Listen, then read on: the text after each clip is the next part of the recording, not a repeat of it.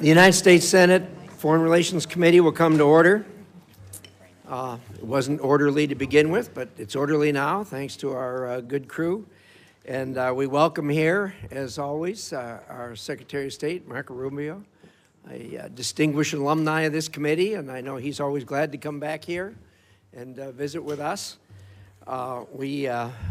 Marco, we haven't had this kind of excitement since you've been here last time. I know you think this is the way it is every time, but it's not. So in any event, we're glad to have you.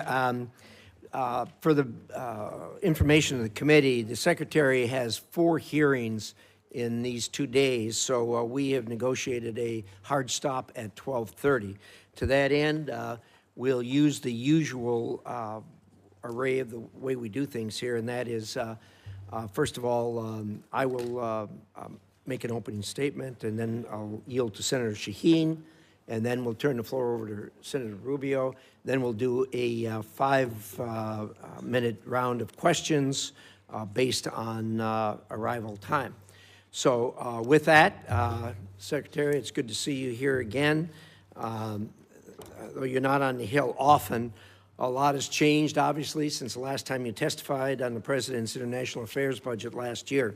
The Department has undergone a major reorganization, making it operate more efficiently and more in line with America's interests, as we discussed before you even took the job, and that's been being executed, I think, quite well. At long last, foreign governments are being encouraged and, when necessary, pushed to live up to their responsibilities to respond to the needs of their own citizens. America will stand up by our allies and provide life-saving assistance to people in their hour of need, but we are not the world's ATM. And so the Department is testing new ways of providing strategic assistance and breaking the cycle of dependence on aid. Renewed emphasis on trade over aid will help the American people and lift up countries around the world. This is American generosity and ingenuity in action. Through this budget, the administration is holding UN organizations to account, badly overdue, and alongside Ambassador Waltz, making sure American values are leading in international organizations. You've made securing the Western Hemisphere a top policy and budget priority and have successfully reduced illegal immigration at the southern border to the lowest level in half a century. That has not gone unnoticed. You've helped curb the trafficking of illegal fentanyl into the United States, saving countless lives. The budget prioritizes countering China's unfair trade practices, expanding military and malign influence operations around the world, and which pose some of the greatest threats in modern history to the American people. At the same time, you've been working to ensure these efforts are strategic, targeted, and effective, and we appreciate that. The administration has also taken care to ensure taxpayer dollars don't go to those who are able but unwilling to pay for their own defense. Through concerted effort by you and your colleagues, our NATO allies have increased their defense spending and have committed to reach the 5% by 2035. This is a major change from the way you and I used to deal with this for the decade or more before this. Together, we need to create a next-generation NATO that is stronger, more interoperable, and takes advantage of the industrial potential of American and European economies. We also must continue to coordinate with our European partners as they take greater responsibility for supporting Ukraine and work with our partners to deny Russia strategic gains. The administration has prioritized efforts to end conflicts in Africa, which undermine decades of investment in economic growth and global health security. All is not well there. The latest Ebola outbreak in eastern Congo, now affecting the entire region, highlights how conflict and humanitarian crises abroad threaten the health and security of the American people here at home. I know the Department is working hard to protect us from this threat, and I look forward to hearing how the budget supports these efforts. And, of course, the administration has taken decisive action to protect American citizens from the threat posed by Iranian nuclear capabilities and ambitions. On behalf of the American people, thank you for your hard work on that. You and I have been through this before, and we know how difficult it is.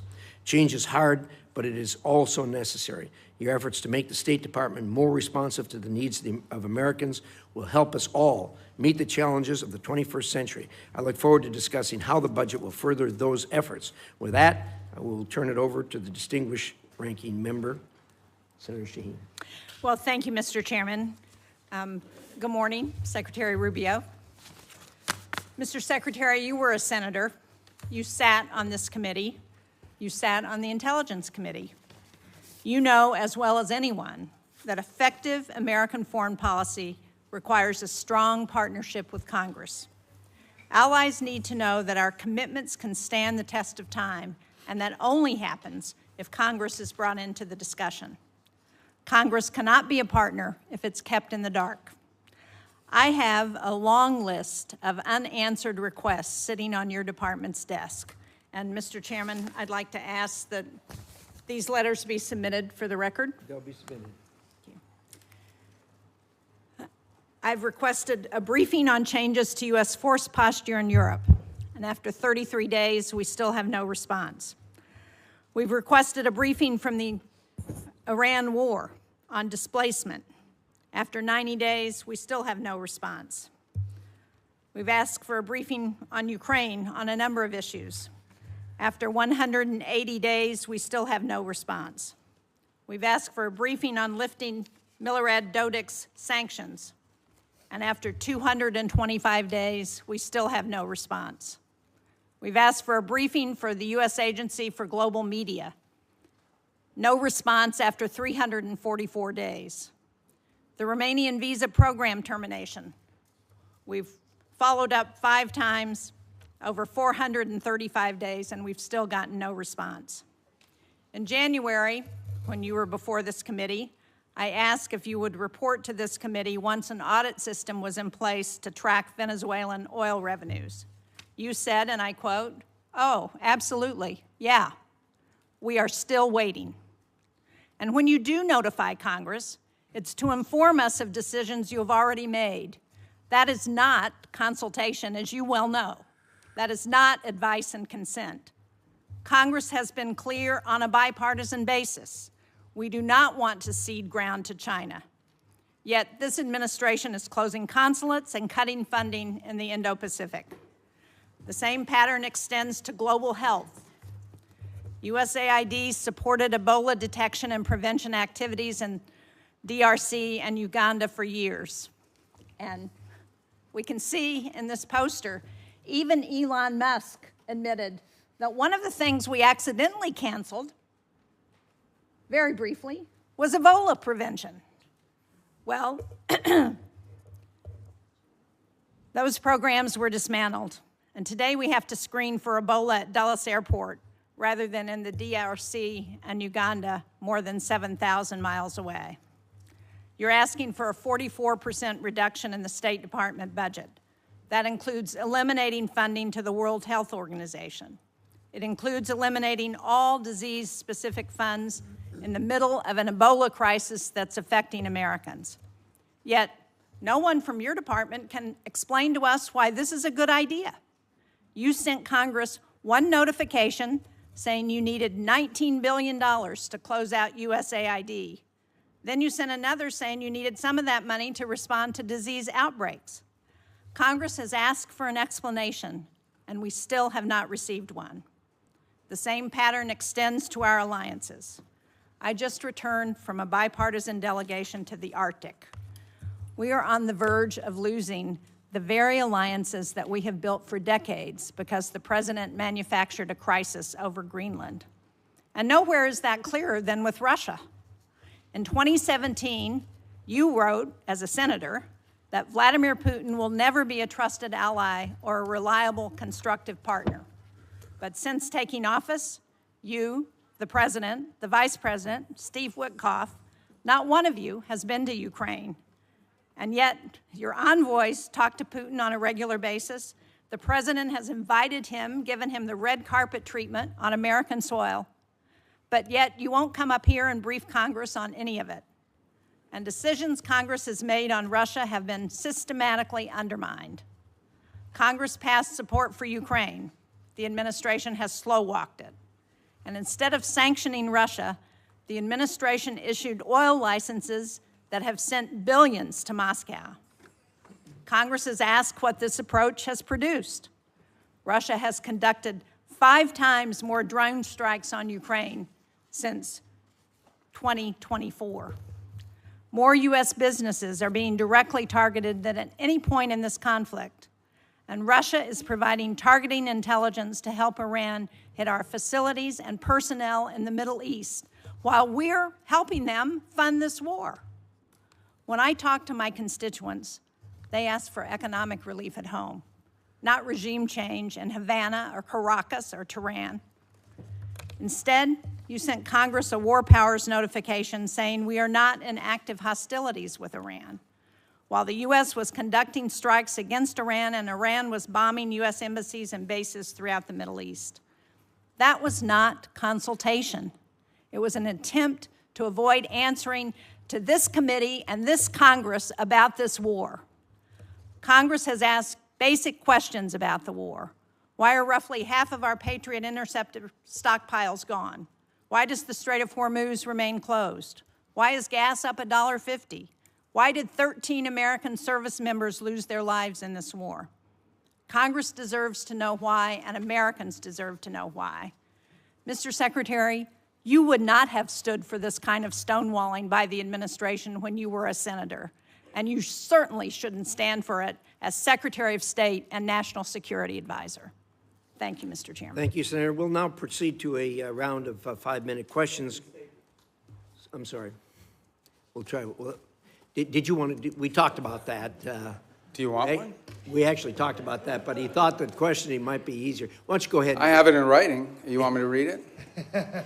Give us your best shot. Okay. Well, thank you for having me here. There'll be a lot to talk about today, and I just want to remind everybody, you know, our foreign policy is one that's solely focused on the national interest of the United States of America, on the defense of our country, both its military defense and our security, but also our economic security and the vibrancy of our economy, our sovereignty, and our future.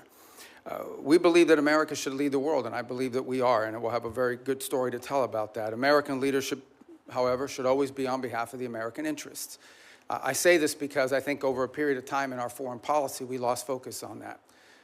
The reality of it is that our foreign policy, first and foremost, must always be what is in the national interest of the United States of America.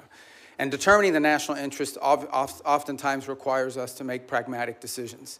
Sometimes in foreign policy, the choices are not between a good choice and a bad choice.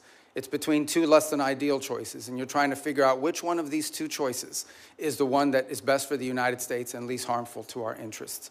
And that plays out every single day. That said, we remain the world's sole global superpower, the most powerful country on earth. We have the largest economy. We have the most formidable and powerful military ever known to man, by the way. Our dollar remains the reserve currency of the world. Our language is used extensively throughout the world to transact all sorts of business and many of our engagements. But all of this means very little if that power is not used to protect the people who built it, the people who it is meant to protect. I also remind everybody the United States government is not a charity. We are not here to play social worker. We are here to win. We are here to win on behalf of the American people and on behalf of the national interest, to win for our country, to win for the people of America, to win for the things that are important for our future, and that's what we exist to do. The State Department exists to carry out the foreign policy of the United States, both in diplomacy and in aid, in a way that furthers the national interest and helps the American people. And it's guided every decision that's been made since January of 2025. I'll give you a perfect example in our own Western Hemisphere, an area that this committee and many of its members long argued, as I did, has long been neglected and not been paid attention to.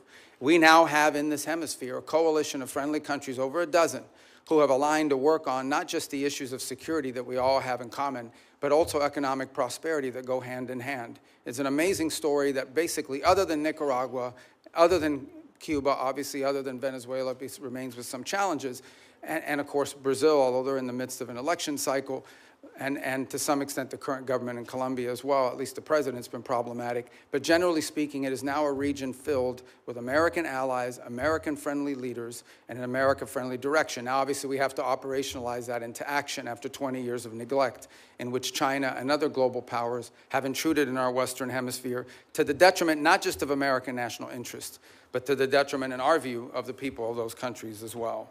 So these are important achievements, and one that I'm very happy about. I'm also happy about the way we've transformed foreign aid. In any transition, there will be, bumps in the road, but largely speaking, if you think about how those programs that existed in the past were failing us, the old model had to be replaced.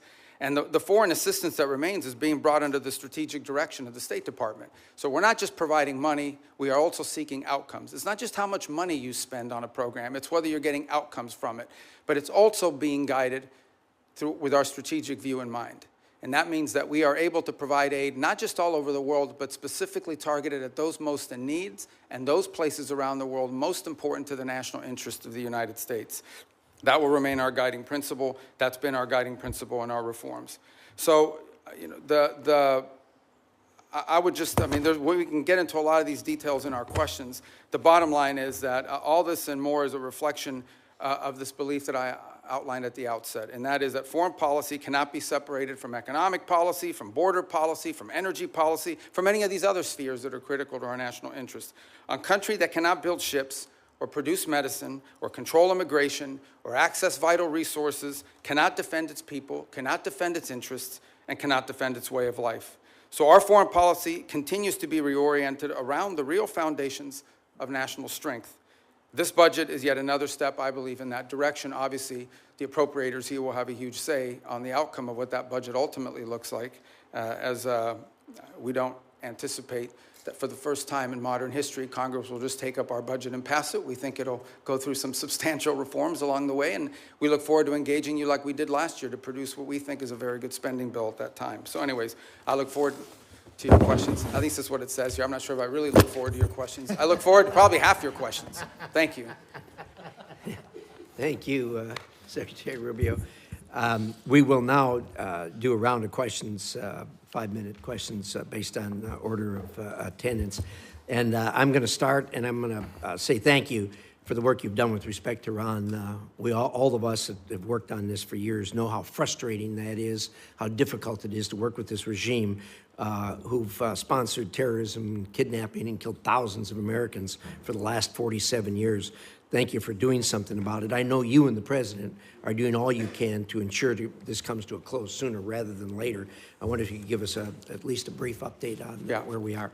Well, first let me remind everybody that while I've not been before this committee since, I believe, February, when we briefed on the Venezuela operation, I have appeared on multiple occasions here, both in my role as National Security Advisor and Secretary of State, in both all Senate briefings multiple times, Gang of 8 briefings, Gang of 16 briefings. So we've talked about this topic with some of you in those settings in the past, or you've heard from us. Let me just lay the predicate here, okay? Iran's desire to build a nuclear weapon was going to be effectuated behind a conventional shield. They were going to build for themselves so many missiles, so many drones, so many conventional weapons, including a Navy, that at that point, there's nothing you could do about it. What they tried to do is they were going to try to build a conventional shield and hide behind that conventional shield and basically say to the world, if you come and do anything about our nuclear program, we will overwhelm you with missiles, we will overwhelm you with drones, and we will overwhelm you with our Navy, and you will not win. You will not be able to do anything about it. They were seeking that point of immunity, which is why the President chose to act, to deny them that point of immunity. Operation Epic Fury, some of you didn't like it, some of you did, was highly successful in achieving its military objectives, which is dramatically reducing the defense industrial base of Iran, the ability to build these missiles and to build these drones, especially the missiles program, substantially degraded. A substantial percentage, and I'll leave the exact numbers to the Department of War because I'm not a general and I'm not here to speak as a military planner, but a substantial degradation in the number of launchers that they have as well. They still have a lot of drones because these are easy to make. We all know it's not an Iran challenge. This is a global challenge, and it's playing out every single day around the world. I mean, Mexican cartels are using UAVs against each other. And we should imagine at some point may even use it against our interests. So this is a pervasive problem around the world. The economics of it are something we have to solve for. But nonetheless, even their drone building capability has been eroded. Today, there is no Iranian Navy. There is no such thing. There's a bunch of Boston whalers with machine guns on them, but there is no Navy. There is no Iranian Navy. It lies at the bottom of the ocean and will soon, within a number of years, be prime fishing spots because they'll turn into reefs. So my whole point is that the Iranian conventional shield has been substantially eroded. Now, in the aftermath of that, two things have happened. The first is they entered into a ceasefire. They agreed, we agreed to stop. But part of that agreement was that they would reopen the straits. They did not, at which point the president decided, and I think appropriately, we can't have a world in which only Iranian ships get through the straits. And so if they're going to shut down the straits for everybody, we're going to shut down the straits for them. And we have done that through a very effective blockade, and by the way, through the seizure of sanctioned ships in the Indo-Pacific as well. The cost to Iran every single day in lost revenue is in the hundreds of millions of dollars that they are losing in lost revenue that they're not generating as a result of that. Now, we are in talks, and I say talks because talks with Iran are not like talks with Switzerland, okay? They're very different. They require the use of intermediaries, unfortunately. But there is the prospect before us, which could happen today, it could happen tomorrow, it could happen next week, that for the first time, certainly in my memory, they have agreed to negotiate aspects of their nuclear program that just a month ago, just a year ago, they were refusing to even mention, much less enter into discussions about.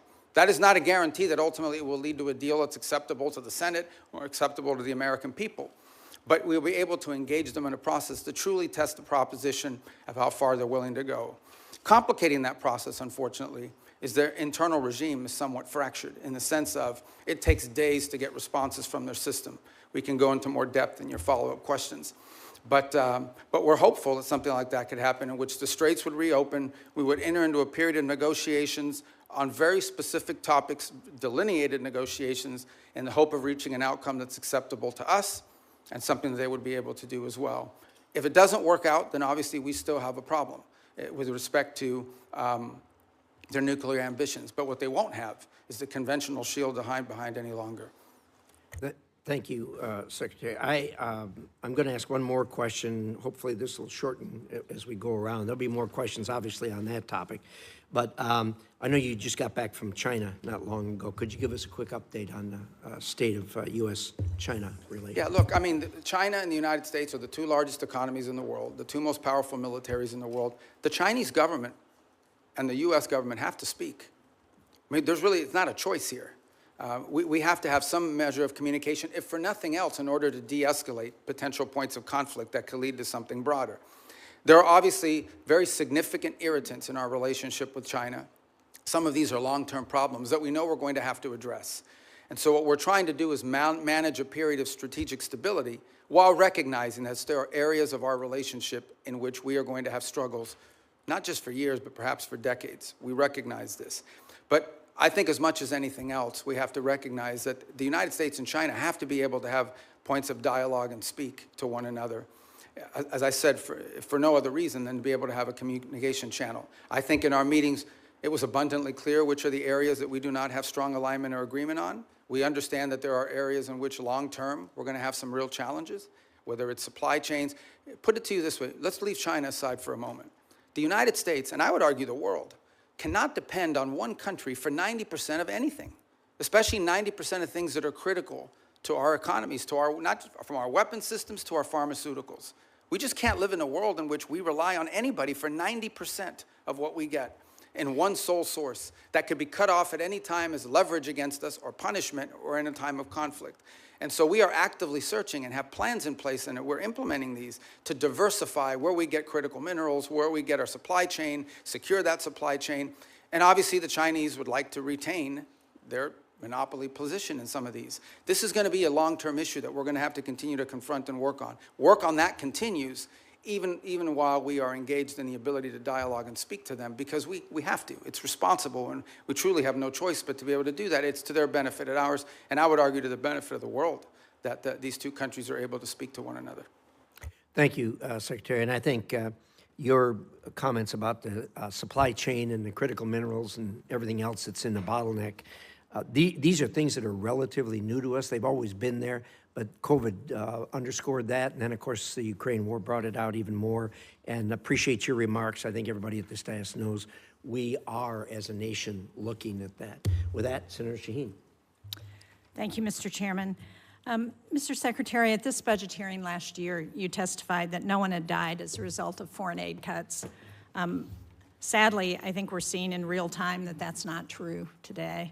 There are more than 1,000 cases, more than 200 Ebola-related deaths. And as we know, one of the entities that is a critical global health tool is Gavi, particularly during a disease outbreak. It plays a role in distributing Ebola vaccines, and it has committed up to $40 million to develop a vaccine for the current Ebola strain that has no vaccine right now. So how are you making sure that Secretary Kennedy, who has been sitting on those funds for months now, is going to release them so that they can go to help develop a vaccine to address the Ebola outbreak? Yeah. Well, a couple points on Gavi. I would say that the president had asked that we allow Secretary Kennedy to play a leading role on the Gavi decision because of his strongly held views with regards to vaccine safety, and he wanted them to conduct some reforms. I actually talked to Senator Schatz about this last week as well, and so the State Department's going to be re-engaging. I'm not here to tell you we're going to yank this thing and we're not going to listen to his points of view, but the State Department a few weeks ago made the decision that we were going to re-engage on this issue of Gavi, respecting what HHS views on it are as well, and we want to take their input, but we'd like to get this issue resolved in an outcome that's acceptable, both to Congress and also to our goals on global health. So it is an issue. As I said, I wouldn't use the word defer, but we have certainly allowed him to play a leading role in determining what we're going to do next. But right now, we're sort of at a stage where we are going to re-engage. We need to drive this to an outcome. I couldn't agree more, and so do you commit to using the $2 billion that Congress has appropriated for global health to actually help fund global health security? Well, we do fund global health security beyond Gavi, by the way, and we can talk about that. We can talk about the compacts, I think 32 that we've now entered into with countries all over the world. We have a new agreement with the UN as well that they're very happy with. The Global Fund, we've hit our cap. We are at our 33%, and we've actually been able to attract additional donors from around the world to contribute to it. On this specific item, I would say, we intend to get this resolved. We want to get this resolved. It's an important part of our matrix. We will follow up, and I hope you will share with this committee as soon as you get it resolved. I want to go to Russian oil sanctions and general licenses, because President Trump gave Russia a lifeline, allowing it to sell oil globally through licenses issued by the Treasury Department. While I think the administration should have known that the Iran war would make Russian oil more desirable, they decided to remove the stigma on that oil and give an extra windfall of cash to Putin. So can you let us know whether you believe or whether you will support extending those licenses, when it comes back up mid-June? Yeah, a couple points. First of all, the two things have happened. One is actually the U.S. production and U.S. playing a role in the global energy supply has increased. I think we had our largest amount of exports from the United States we've ever seen. So we've also benefited from this, and our energy dominance has really come into play.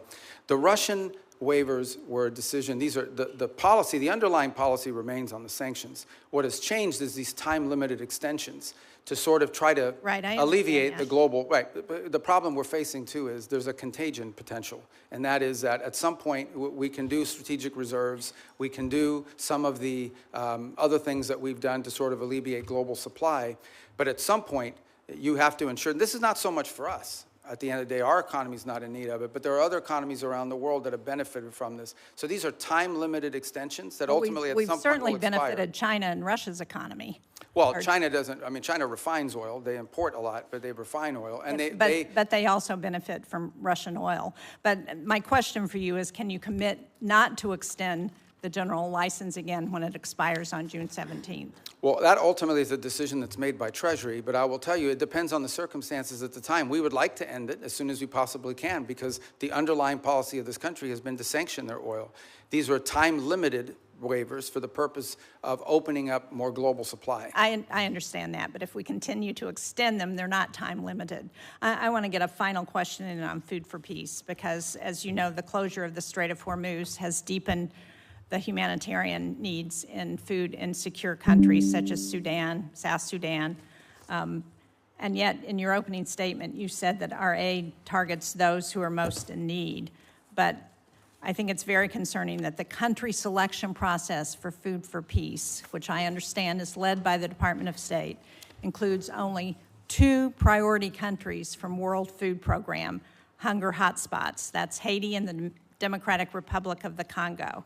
So the question I have is, why are we adding countries that aren't facing acute food insecurity, like El Salvador, Guatemala, and Rwanda? Why are we not helping countries who are facing acute, well, famine in some cases? Sudan, Gaza, Afghanistan, Nigeria, Syria, Somalia.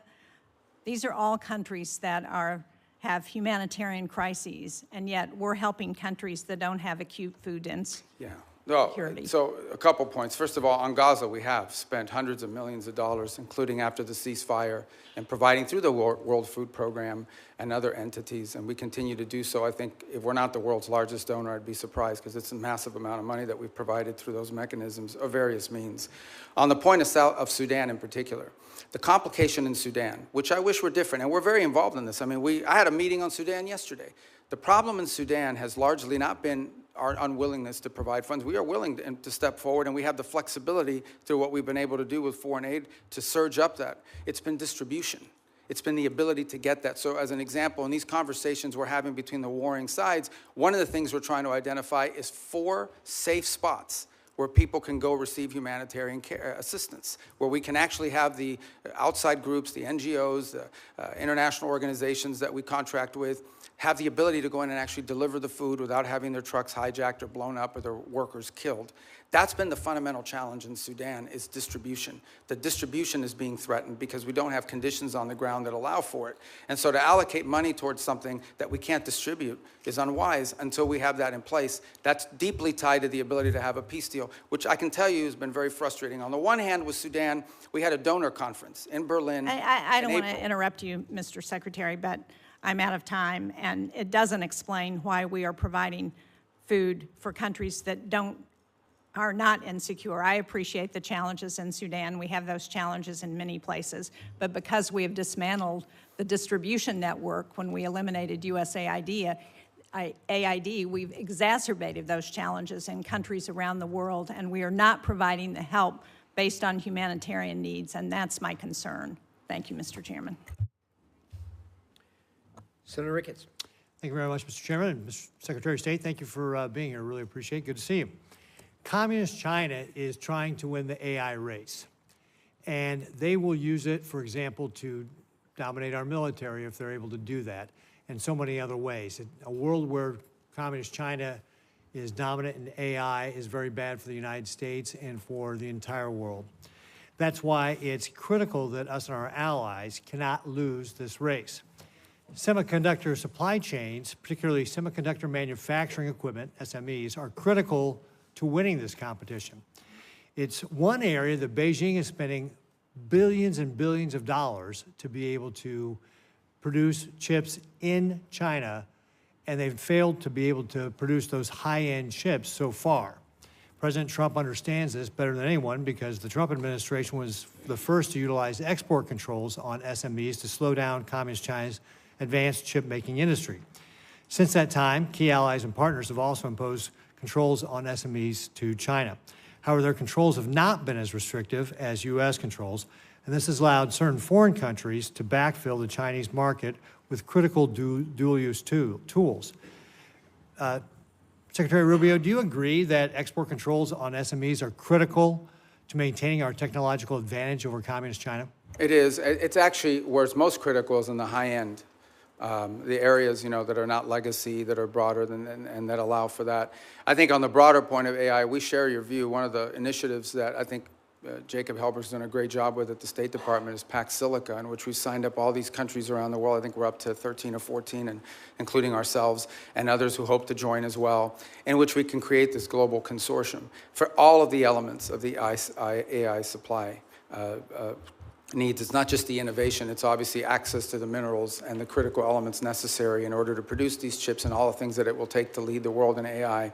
I think it is safe to say the United States right now is a global leader on AI.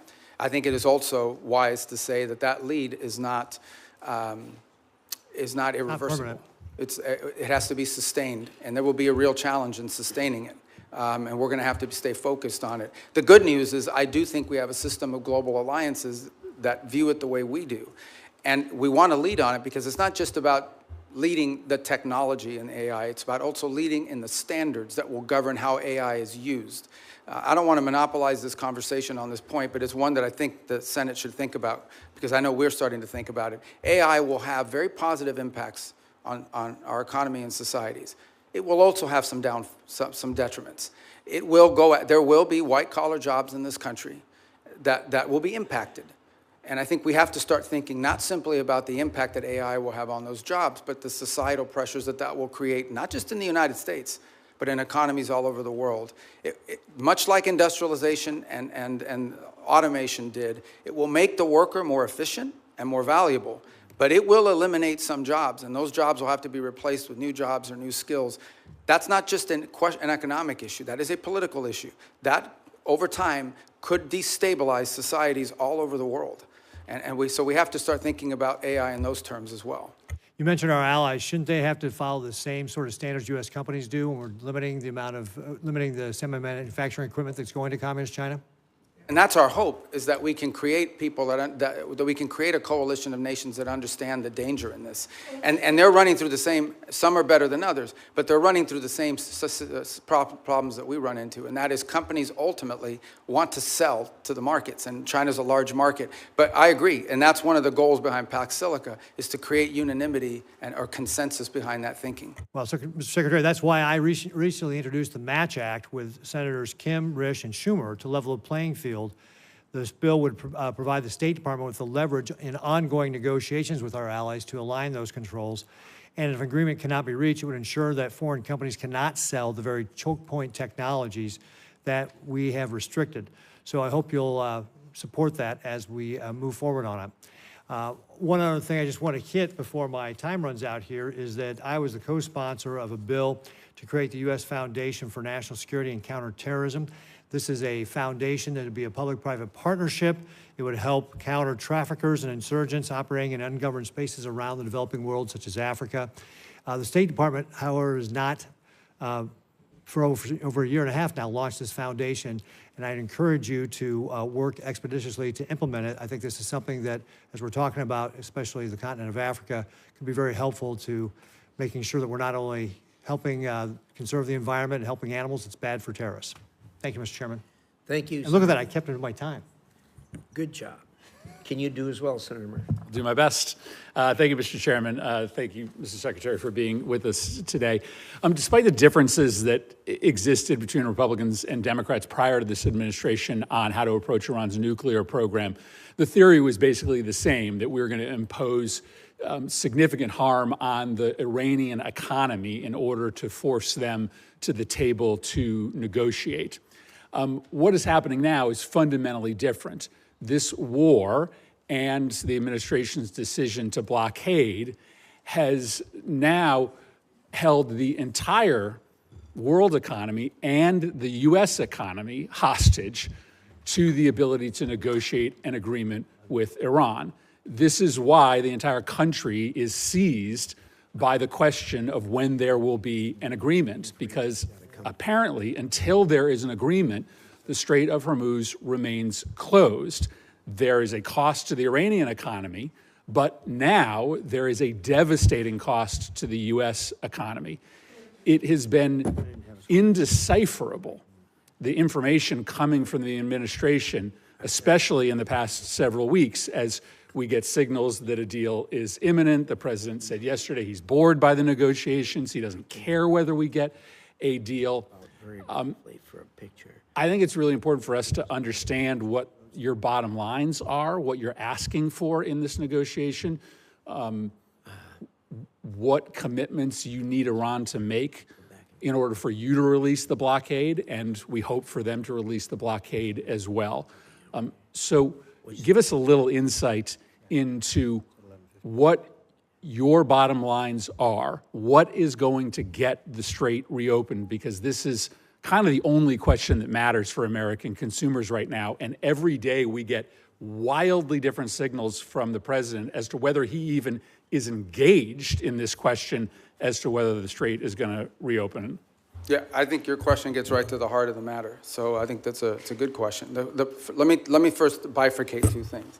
The only reason there's a blockade, the only reason why there's a U.S. blockade is because Iran has closed they're firing on commercial ships, and they've mined large segments of Hormuz, international waters. And so the blockade is only against Iranian ships. And it's very simple. The notion is if no one's ships are going to get out, then Iran's ships aren't going to get out either. We can't live in a world in which they get to close the straits and tell everybody, pay us a toll or we'll blow you up, but their ships get to go out unfettered. So that's the reason why there's a blockade. There wouldn't have been a blockade if Iran had agreed to do what they said they would do when the ceasefire kicked in, which is they were going to open the straits. So let me just focus on the straits for a moment. Number one, what they're doing is unlawful and illegal. There isn't a country on earth, other than Iran, and maybe Oman that flirted with it, who's in favor of what Iran is doing in the straits. The Chinese are against it. The Russians are against it. Everyone is against it. The whole world is against it. So condition number one is they have to reopen the straits. And reopening the straits means the following. Ships can sail through international waters the way they can do through other choke points around the world without being fired upon, without paying a toll. That's condition number one. But the strait is closed because of our decision to invade Iran. This is a consequence of our military action. So I guess I'm not interested in litigating that question. We all know why the strait is closed, because you took military action against Iran, and we knew ahead of time that that would be their likely response. The question is, how are we going to get it reopened? Are you going to drive a bargain that is so tough and so hard that the strait remains closed? So how are we going to get it open? The first thing, that is a predicate to anything else happening. The straits have to be reopened. So the way to think about it is this. If Iran wants to be able to move its oil again through the strait, they will have to reopen the straits. If they refuse to do so, then we have other options available to us, but we would prefer to negotiate the opening of this, which means tell us about the negotiations. What do you need from them in order to get the strait reopened? We need the strait reopened tomorrow. Well, what needs to happen is very simple. They need to announce that they will no longer fire on commercial ships that are going through or threaten to fire on ships, because in many cases, ships just won't move.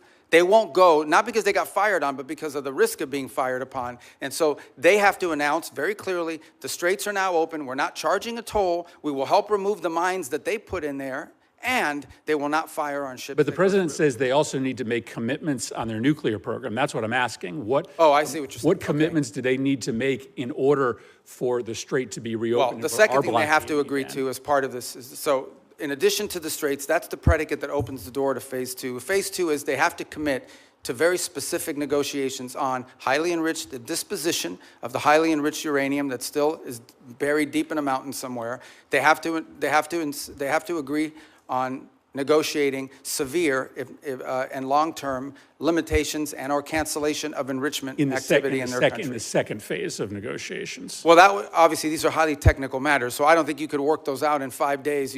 That would require a team of experts to meet over a 30, 60, 90-day period and work out the details. But they have to commit to their willingness to do that. For example, they have to commit to say, we will dispose of the enriched uranium, and the question now is, what are the mechanisms by which we do so? That can be negotiated. Final question. In order to get to that second phase, are you willing to release sanctions or release frozen money that the United States is withholding from Iran? Right now, everything that's been discussed with them is that any sanctions relief. Now, remember, sanctions there's international sanctions, there's congressional sanctions, there's executive sanctions. So some we can release and some we cannot.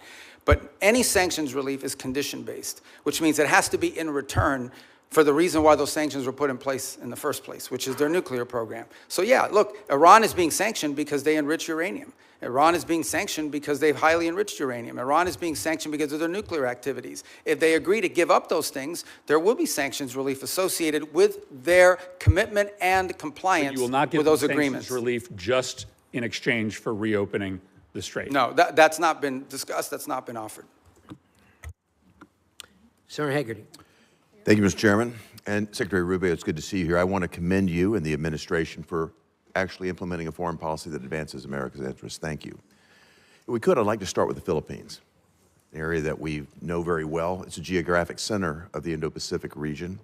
It's an area that is along critical sea lanes where a tremendous amount of world trade and energy commerce actually move. A strong alliance with the Philippines clearly is in U.S. national security interest. It leads and supports our freedom of navigation.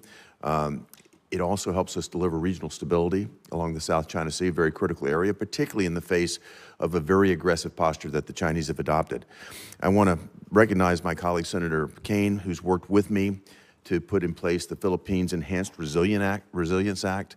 That's $500 million of FMF grants.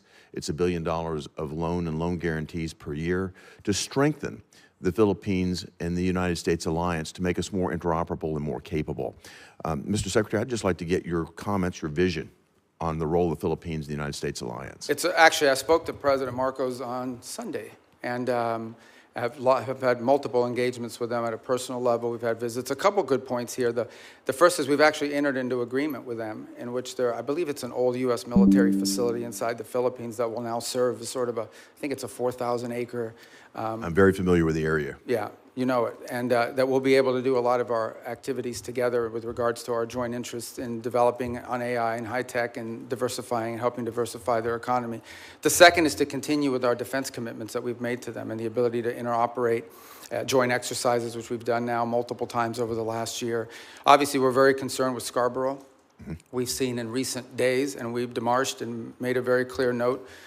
This issue came up during the first meeting with the Chinese. It's come up in every engagement I've had with the Chinese, and it's come up again now very recently through diplomatic channels, and that is we're very concerned about recent activity once again near Scarborough and the buildup of infrastructure that appears to be exerting, territorial claims that we have long argued are not valid. This is one of those irritants in the long term that I think we'll continue to have to manage. But I view the Philippines as a critical partner, and I think over the last, I would say, couple of years, our relationship with them, particularly under their new administration, has dramatically improved our ability to work with the Philippines jointly on a number of topics of interest.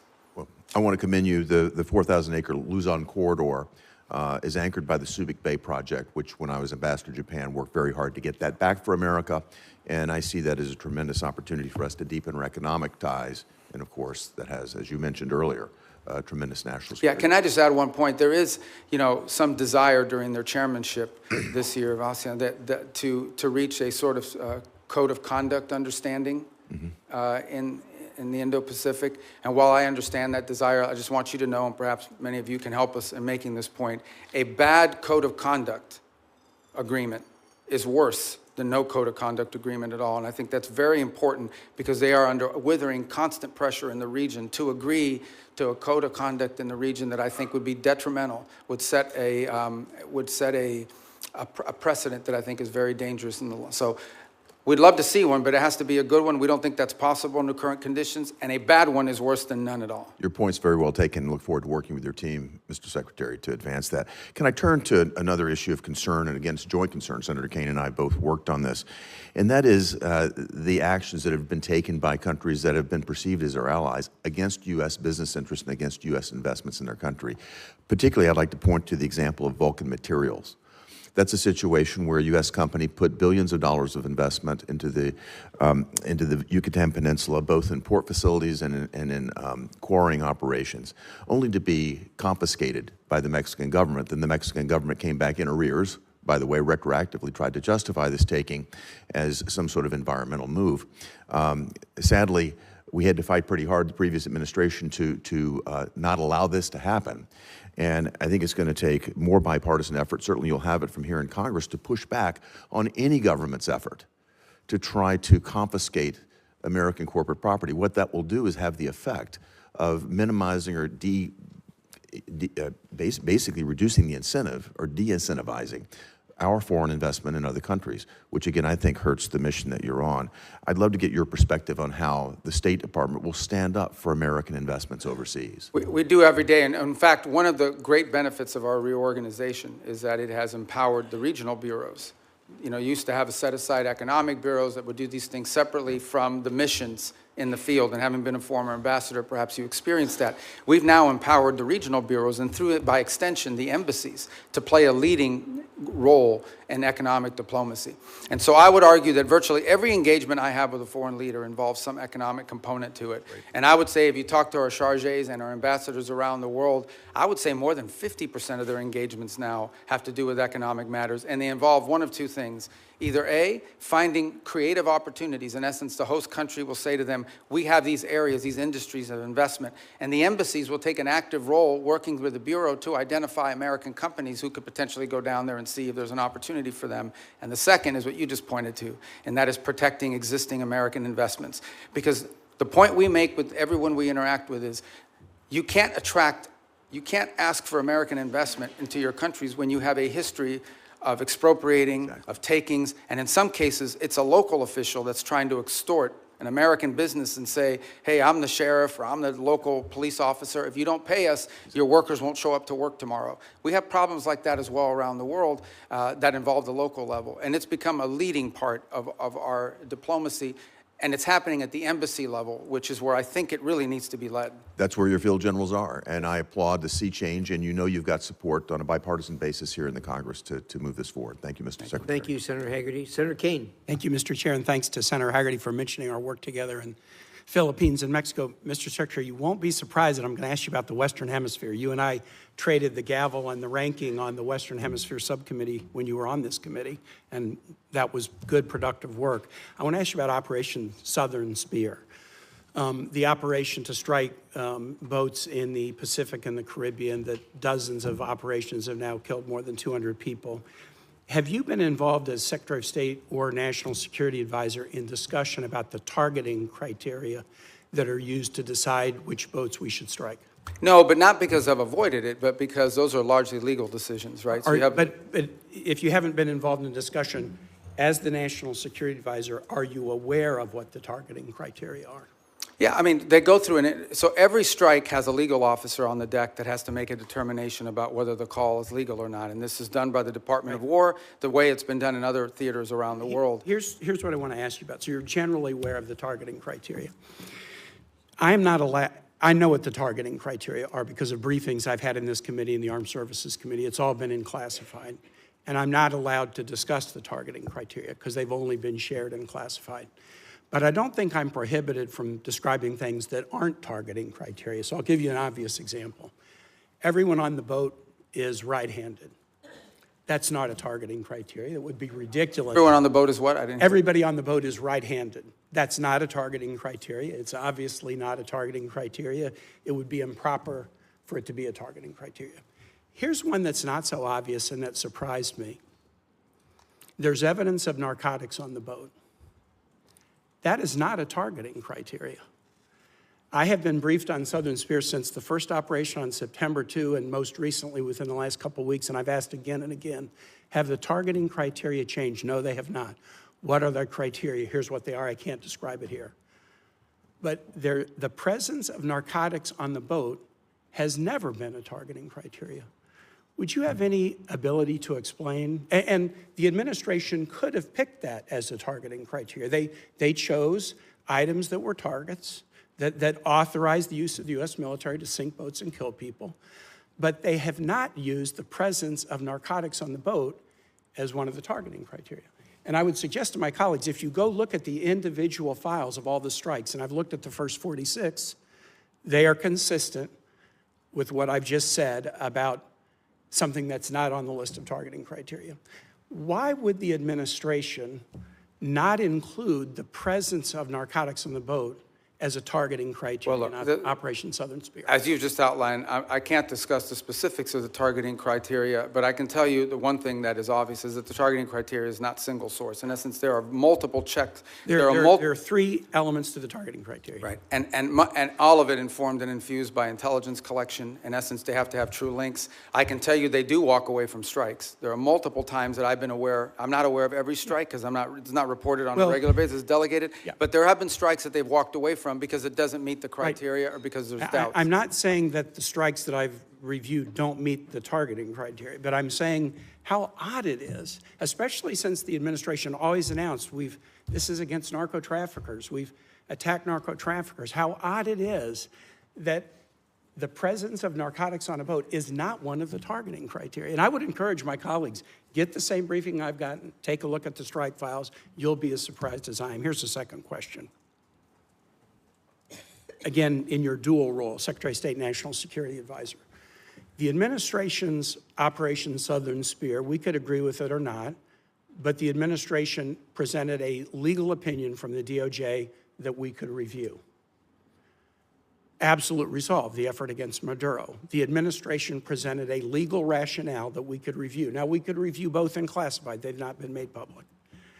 We're 92 days into a war against Iran, and the administration will not let Congress look at the OLC legal opinion justifying the war.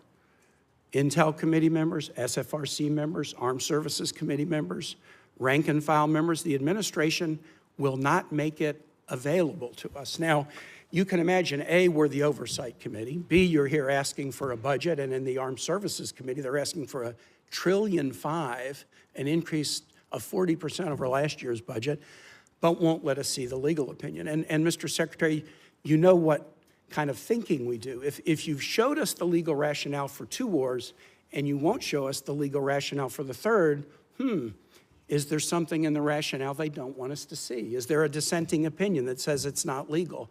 Are there conditions like you can't strike civilian infrastructure like schools and bridges? Are there factual assertions like the war will be over in 2 days or Iran will never close the Straits of Hormuz?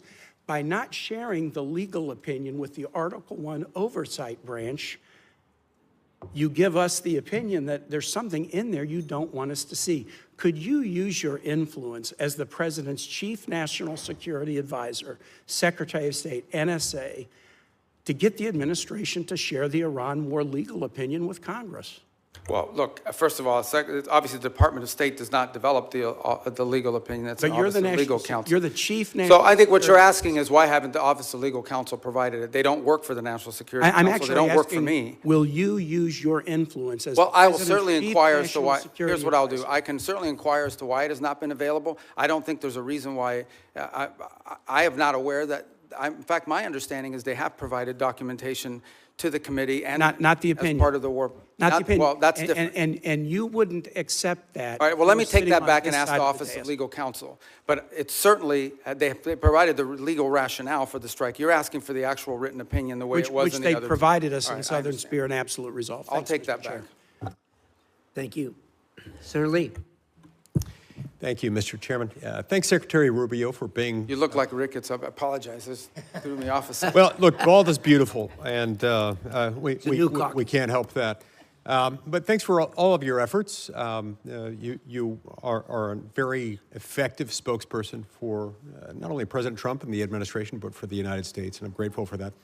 Was wondering at the outset if you could talk to us a little bit about the fractured Iranian regime and how that might be making negotiations more difficult. One of the things I've wondered, for example, are whether the diplomatic Iranian channels are sort of crosswise, at odds with, or working hand in glove with the IRGC, which is itself causing a lot of these ceasefire violations, or is it all sort of coordinated chaos to try to undermine and tip the scales in favor of Iran in the negotiations?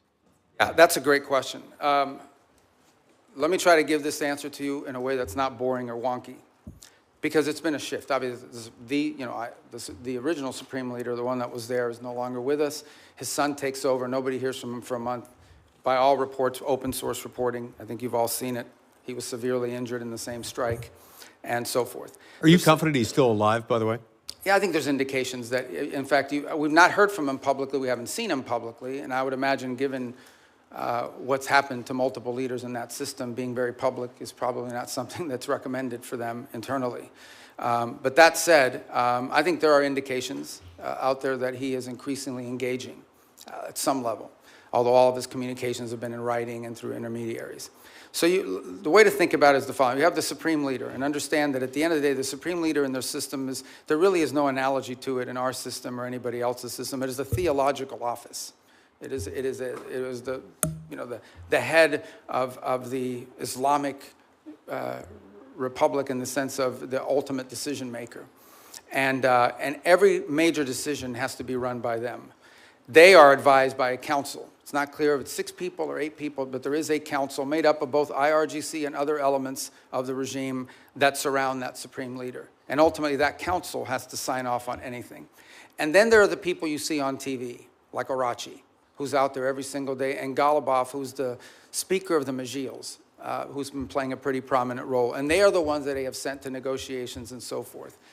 It is our view of the system, as we understand it, and as it's been expressed to us both by the intermediaries and by Iran directly, that what Arachi and Ghalibaf bring or take from us, they then have to run back to this council and ultimately get guidance from them.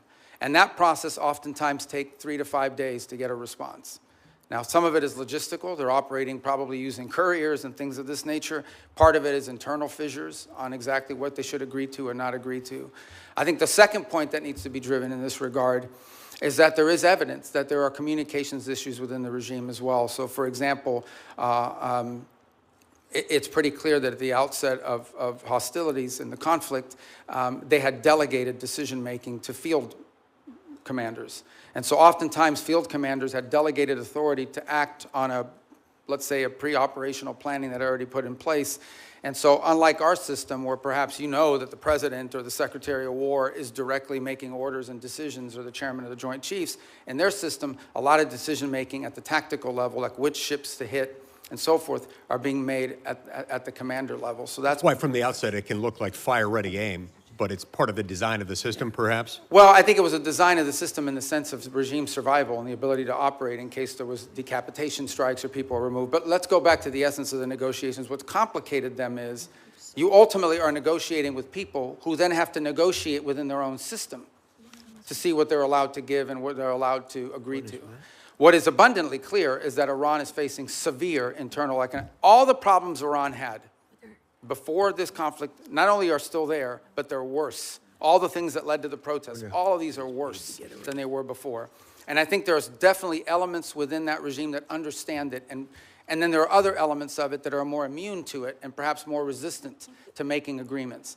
And so what we are working through is in many cases, is delays in getting the responses to people. And this is why you see reporting about there might be a deal in the next few days, because internally it takes time to get responses from them, sometimes upward to 5 or 6 days. Undoubtedly, they're using that to their advantage, sort of like the car dealer where the salesman has to go talk to his manager, make you wait and think about it for a while. Even more complicated than that. Even more complicated than that. One more question. I think we could benefit from hearing from you about the need to zero out funding for a couple of entities, including the National Endowment for Democracy and USADF. Can you tell us about that? Well, look, these programs, I think, have served a purpose in the past, and obviously there's a congressional role to play here, right? I mean, at the end of the day, these programs have had, especially the National Endowment for Democracy, has had support in Congress in the past. And look, I was here for 16 years. I understand that you're going to pass an appropriations bill, and the appropriations bill is going to have things in it that we don't have in ours. That's just the way it is. And we understand it. We'll make it work. But we are concerned, or have been concerned in the past, about organizations that sort of have lost their purpose and what they're advancing. And at the end of the day, look, we have a lot of resources. The United States is the richest country in the world. We have the largest government budget in the world, but we don't have unlimited resources. We still have to be able to strategically spend our money. And the State Department, when I took over, a lot of people are like, oh, that's a mess. State Department's not that big. The majority of our employees are local hires overseas. We have, foreign service officers, career civil servants, but compared to some of these other agencies that are out there, we're not that large, and yet we have a global footprint. We're really, other than the department, I would say beyond the Department of War, we're the only ones that are present almost everywhere on the planet. So we have limited resources, and we have to be able to allocate those resources in ways that are driven by the core mission of advancing our national security. And oftentimes that will mean that things we have paid for in the past, we can't continue to fund. Because there are other things. It might be good, but there might be something else that's more important and even better. Other cases, we may still spend money on a purpose, but we want to be driven not just by, we don't want to be judged just by how much money we're spending on something. We also want outcomes for it. We want to show outcomes. That's been the goal behind these MOUs, these compacts with the 32 countries that we've entered into in a week plan, is we're not just trying to solve the disease problem this year. We're trying to build the local capacity so that 5 years from now, they won't need aid anymore because their local systems can handle it. I'm saying 5 years, some countries may take 10 years. But nonetheless, that's the goal, and it's been very well received. Thank you. Thank you, Senator Lee. Senator Merkley. Thank you, Mr. Chairman, and Mr. Secretary. Good to see you. As Senator Shaheen noted, you've expressed that no one died as a result of the sudden shutdown of AID.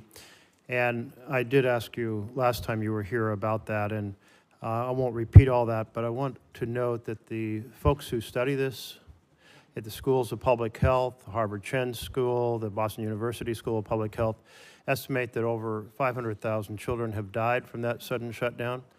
I want to kind of put a note on that. If you were to walk across this country, you'd see one dead child equivalent every roughly 30 feet. That's the level of carnage. I know you disagree with that, but many experts who are in this field, that is their estimate. And I hope you'll ponder that as we strive to rebuild our programs related to malaria, tuberculosis, AIDS, HIV, nutrition, and certainly infectious diseases like Ebola. I wanted to turn, though, to Taiwan. It's an area that you and I worked on quite a bit together when you were here, including the Taiwan Relations Reinforcement Act and the Transnational Repression Policy Act and the Hong Kong Economic and Trade Offs Certification Act. And I'm very concerned about the President's comments on his recent trip. He noted that arms sales to Taiwan are a, quote, very good negotiating chip. And when he was asked about how much he talked about arms sales with China, he said, we discussed arms sales, quote, in great detail. The 6 assurances included that arms sales to Taiwan would never be a negotiating chip. My concern is that the President now has kind of accentuated the arms sales by not approving, not putting the stamp of approval and completing the arms sale that Congress has already funded. That this sets a stage for China to very much proceed to pursue more aggressively their effort to incorporate Taiwan into the broader framework of China, including extinguishing Taiwan's democracy. So I'd just like to hear your thoughts. Hopefully there's a path here that will re-accentuate our support for Taiwan's democracy. Thank you. That's an important question. So let me first say on Taiwan, and I think I made this point myself, either on the trip in China or thereafter when we returned. There's been no change to U.S. policy towards Taiwan. I think there's, obviously the Chinese side would like to see a change in the verbiage, but no change has been made in that regard. The second point I would make is, I believe in December, I know in December of this year, we did approve an arms sales, I think $11 billion. I think it's the single largest arms sale ever. It was a huge sale to Taiwan. This was just last December. I think it's more than the totality of the 4 years under the Biden administration. And I would recall that there were a 6-year period of time under the Obama administration where there were no sales to Taiwan. There is a second pending sale, which I think is the one you're referring to. It's the $14 billion one, and that remains under review. And but we just did one in December. So I don't think it's, and I'm not saying you're saying this, but I don't think it's fair to say that the U.S. is not providing it. We just had a massive arms sales, and it was so big and so noticeable that the Chinese became very aggressive about it in some of the incursions they undertook as a result of it. And as I said, it was more in one sale than we did in the entirety of the Biden administration, if I'm correct, and I think I am on that point. So, but the most important thing to understand is we want to see the status quo preserved as is at this moment. That's our policy. That's what we've said. That's what we continue to say. It's a very, as you know, a very delicate relationship to balance. But our policy on Taiwan has not changed, and it did not change on this trip. Another issue that you and I worked on was the Uyghur Forced Labor Prevention Act. And it's really been the most effective strategy for saying that products produced by slave labor will not be admitted into the United States. And we've turned down a lot of products from China, but then they're transshipped, often just into Canada. It would be a far more effective policy if Mexico, Canada, and Europe were to join us. Is that an objective you can pursue in your role? It is, and as you said, it's an enforcement challenge. I think the initial enforcement was easier because it was more straightforward. I think the transshipment issue makes it harder because it requires more paperwork, more due diligence, and frankly, in many cases, some of it is obscured. But I want to make this point. There's clearly a humanitarian aspect to it. There's clearly a humane aspect to forced labor, which is horrifying. Separate but related, there's an economic aspect to it. It is also, unfair competition for our companies to have to compete against someone who has free labor, basically compelled and forced labor. So we've made the argument on two fronts. Not just is this immoral, but it is and horrific, but it's also an enormous economic disadvantage, not just for us, but for companies all over the world. As you can imagine, depending on the country, some are more willing to lean in on these issues than others. I think just yesterday, last week, the foreign minister of China was visiting Canada, and where they sort of announced, or at least put out the prospect of how Canada can export more to China next year. That was the carrot. What we don't know in those, and I'm not blaming Canada, I'm just saying in general, they do this all over the world. There's a stick associated with it. And I would imagine that China's I know that they put tremendous amount of pressures on countries around the world not to comply with restrictions like the ones we put. I agree, if we got Canada and Mexico to agree, given our current trade arrangements, it would make it far more effective. To date, we have not been successful at convincing them that they should do that because, among other things, I think they fear retribution. But we certainly will continue to raise it because we think it harms them. Senator Barrasso. Thanks, Mr. Chairman. Mr. Secretary, great to see you again. You opened by talking about American leadership and American interests. And later this month, the G7 is going to be meeting in France, and then next month, NATO meeting in Turkey. Just overview, what are the priorities you're going to go into those meetings with? G7? G7 and NATO, coming up next month in this. Yeah. Well, NATO would be a fun meeting. Let's start with the G7 one. The G7 forum this year has largely been focused, obviously, because of the Straits. So when I went to the foreign ministers meeting in March, a lot of the conversations in April were about the Straits. And the one point we've made is, and what's interesting is a lot of the countries involved there, even though it's not a military forum per se, the UK and France are members of it, they've put together this initiative, which they say they will send minesweepers and escort ships, but they will do so once hostilities is ended. Kind of a catch-22. On the one hand, I mean, why do you need naval escorts if no one's shooting at the ships? That said, I don't diminish the utility of it because I would imagine the first few ships to go through are going to like to be escorted. So I think that's going to be a key feature of that conversation. I think there's a shared interest in all these countries on rare earth minerals and supply chains generally. I think there is a growing global consensus. And we had a great, maybe a few of you had attended part of it, we had a great ministerial here earlier this year on rare earths and supply chains that brought in dozens of countries, and all the G7 countries were represented at it. And so I think that's going to be a feature here is how do we diversify the global supply chain on anything from rare earths to pharmaceuticals? There's growing consensus, so I think that point will be quite dominant. And then given the makeup of who's in the G7, the Russia-Ukraine conflict will always come up because obviously it directly impacts at least 3 or 4 of those members who are on the continent. So we will also, and I don't recall exactly who the French have invited, but in addition to the G7, they'll always invite 2 or 3 other countries to attend. I believe Ukraine has been invited, if I'm not mistaken. There's usually a couple other countries that they'll invite that are not members of G7. But I think those issues will dominate depending on where we are with the Straits, and then clearly the critical minerals and supply chains has been a key focus of G7 actions. The last point is, I think there's been an interest and I think Canada deserves credit for this. The Canadians have really taken a lead, and we've been very supportive of this, in highlighting places like Haiti. And as a result of these G7 meetings, we've actually had a number of countries in the G7, including Japan, step up and contribute to the effort there. And the reason I mentioned NATO, there's an article in The Hill, and Mr. Chairman, I ask unanimous consent that we put this in the record. It says Sweden is now America's most valuable tech ally. You're talking about working together with other countries. It goes on to say, this was just last week, Sweden joined NATO. They've now signed the bilateral defense cooperation agreement. They said in March, Sweden became the first European Union member state to sign the Pax Silica Declaration, Washington's flagship initiative to secure global AI and semiconductor supply chains, and now the technology prosperity deal. I want to know how you've accomplished so much, and is this a model for U.S. relationships going forward with NATO? Yeah, the interesting thing about Sweden is because they, and Finland to the equal extent, is because they were not members of NATO for many, many years, they had a self-sufficiency in their defenses.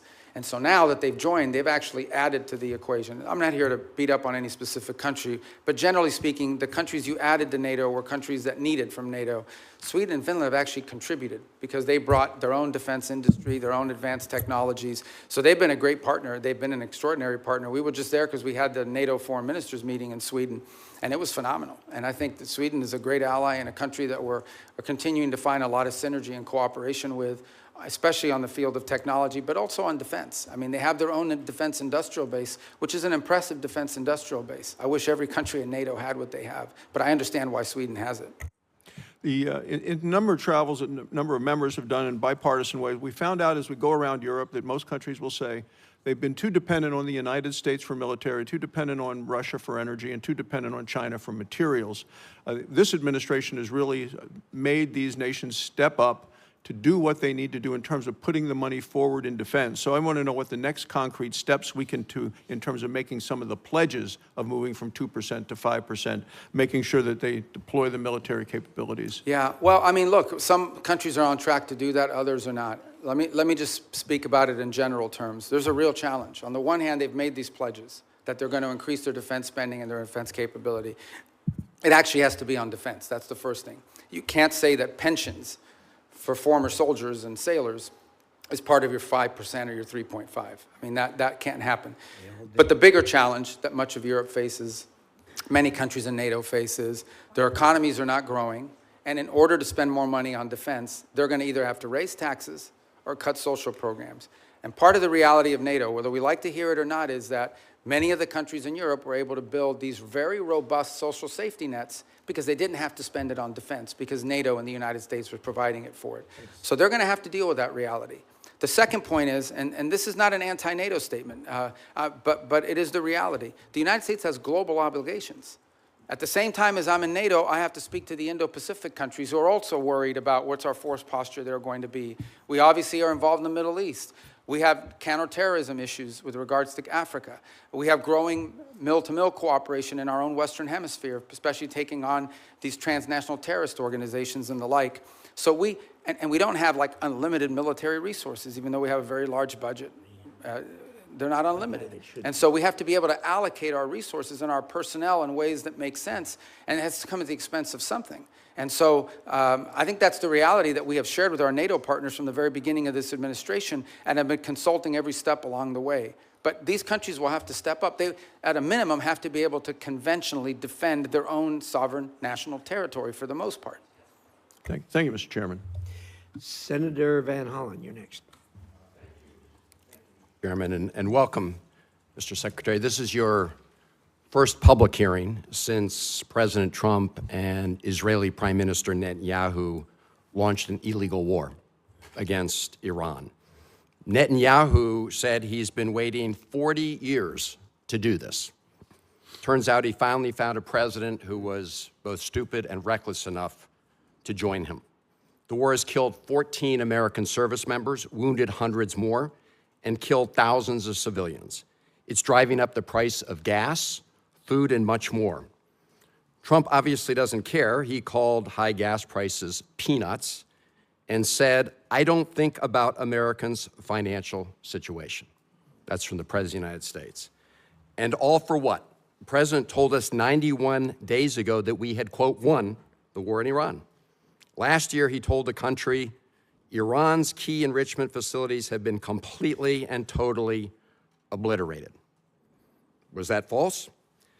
Let's face it, Mr. Secretary, the Trump foreign policy has become a dumpster fire. This is the same president who's more interested in flattering Vladimir Putin than in protecting Ukrainian sovereignty. The president who lifted restrictions on the transfer of sophisticated U.S. chips to China, but came back from his trip there with nothing but ballroom envy. He tweeted about that the other day. This is the president who brought on Elon Musk to take a chainsaw to AID, which has enabled the current Ebola outbreak in the DRC. We've also witnessed corrupt crypto deals with the UAE royal family that have enriched the Trump family at the expense of our national security. We've seen an administration engage in extrajudicial killings in the Caribbean, hijack Venezuelan oil, threaten to invade Greenland, and weaken the NATO alliance. Here at home, a Reagan-appointed judge said that you and former Secretary Noem abused your powers when you locked up and still seek to deport students for protesting the destruction of Gaza. The Reagan-appointed judge said you did that, quote, primarily on account of their First Amendment-protected political speech. Speaking of Gaza, the so-called Board of Peace seems to have run around.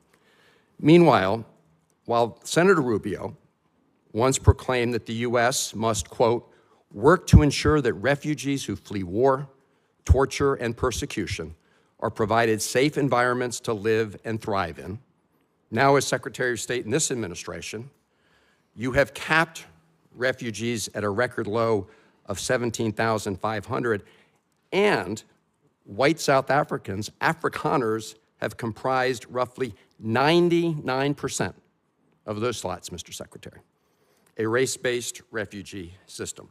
At the same time, the president's preventing Cuban political refugees from entering the United States, even as you've imposed a near oil blockade on that repressive regime. The stated goal is to change the government there, but the only real change is humanitarian crisis inflicted on millions of people, not members of the regime. And in that regard, Mr. Secretary, I have a question for you regarding the designation of Cuba as a state sponsor of terrorism. On the very first week, at least, of this administration, the administration reinstated that. And in a recent January 26 EO, you made statements suggesting connections to Hezbollah and Hamas.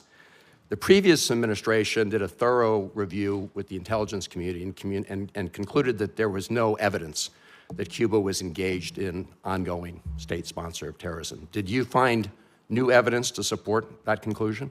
Well, first of all, let me just say that's your question, but you made this long statement of which I disagree with most of it. We won't have time to address every point that you made. So let's stick to Cuba specific, because that's the question that you asked. Cuba has sponsored terrorism, and it's been supported groups. For example, virtually every left-wing, radical, violent terrorist group in the Western Hemisphere has at some point relied on support from Cuba.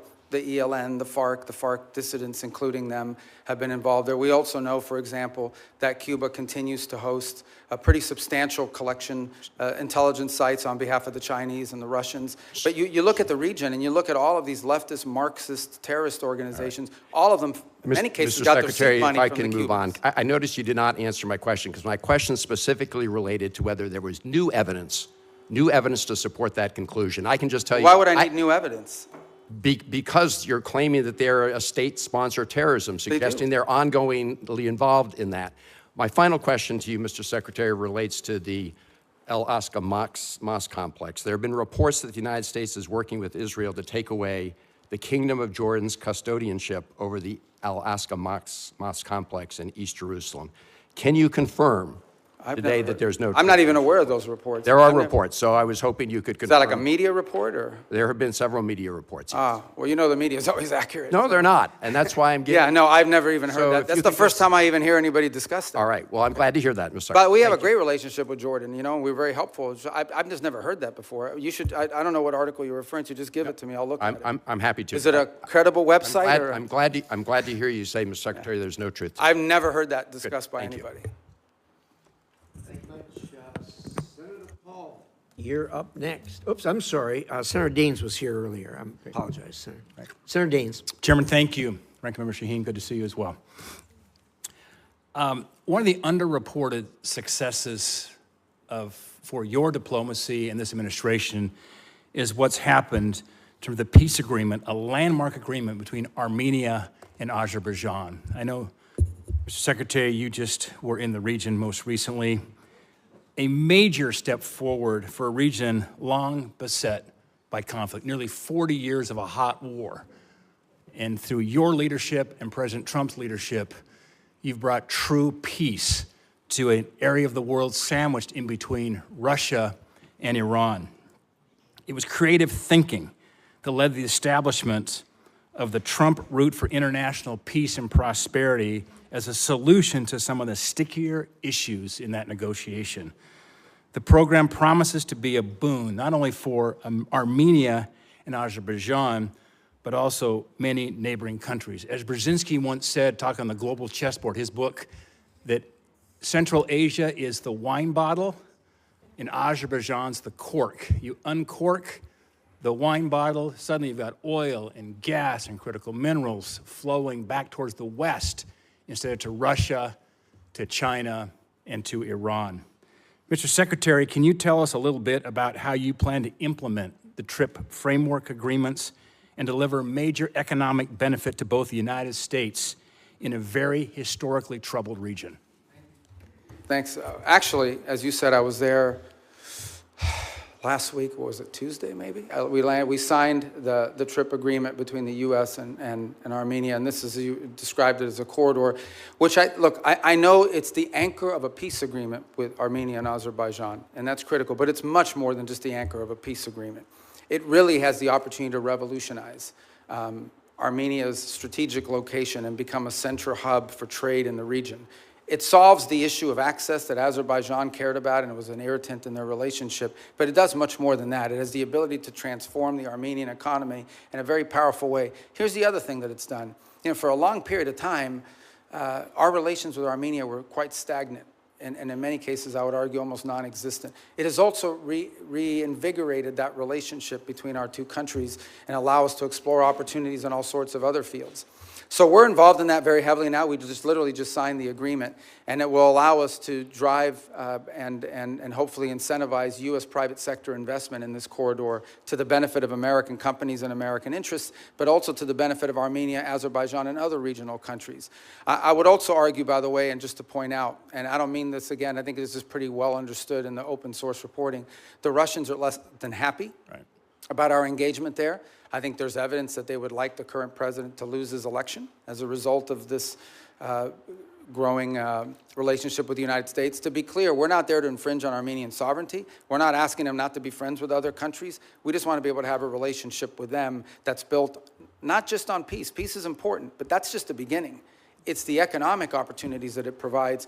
There are American companies and American workers that will benefit from it, but the Armenian people will be the ultimate beneficiaries of this corridor opening. Just remarkable, and we were there together, in fact, last August at the White House when President Aliyev of Azerbaijan, Prime Minister Pashinyan of Armenia came to sign that agreement with President Trump's leadership. To think a Shiite Muslim country, Azerbaijan, and Armenia, one of the oldest Christian countries in the world, came together to sign a peace agreement was truly a breakthrough. And so it's an underreported story, in my opinion, Mr. Secretary. I think we need to get the story out. This is a critical geopolitical problem that has been definitely remedied by the leadership of this administration. Yeah, I mean, the key, Senator Daines, is going to be execution. Like, you can sign an agreement, you can have the things in place. We now have to make sure we are focused on driving it and ensuring that to the extent American companies can contribute to the infrastructure, to the railway, to the highway, to everything that needs to happen in order for that corridor to open, and then the spin-off effect of it as well.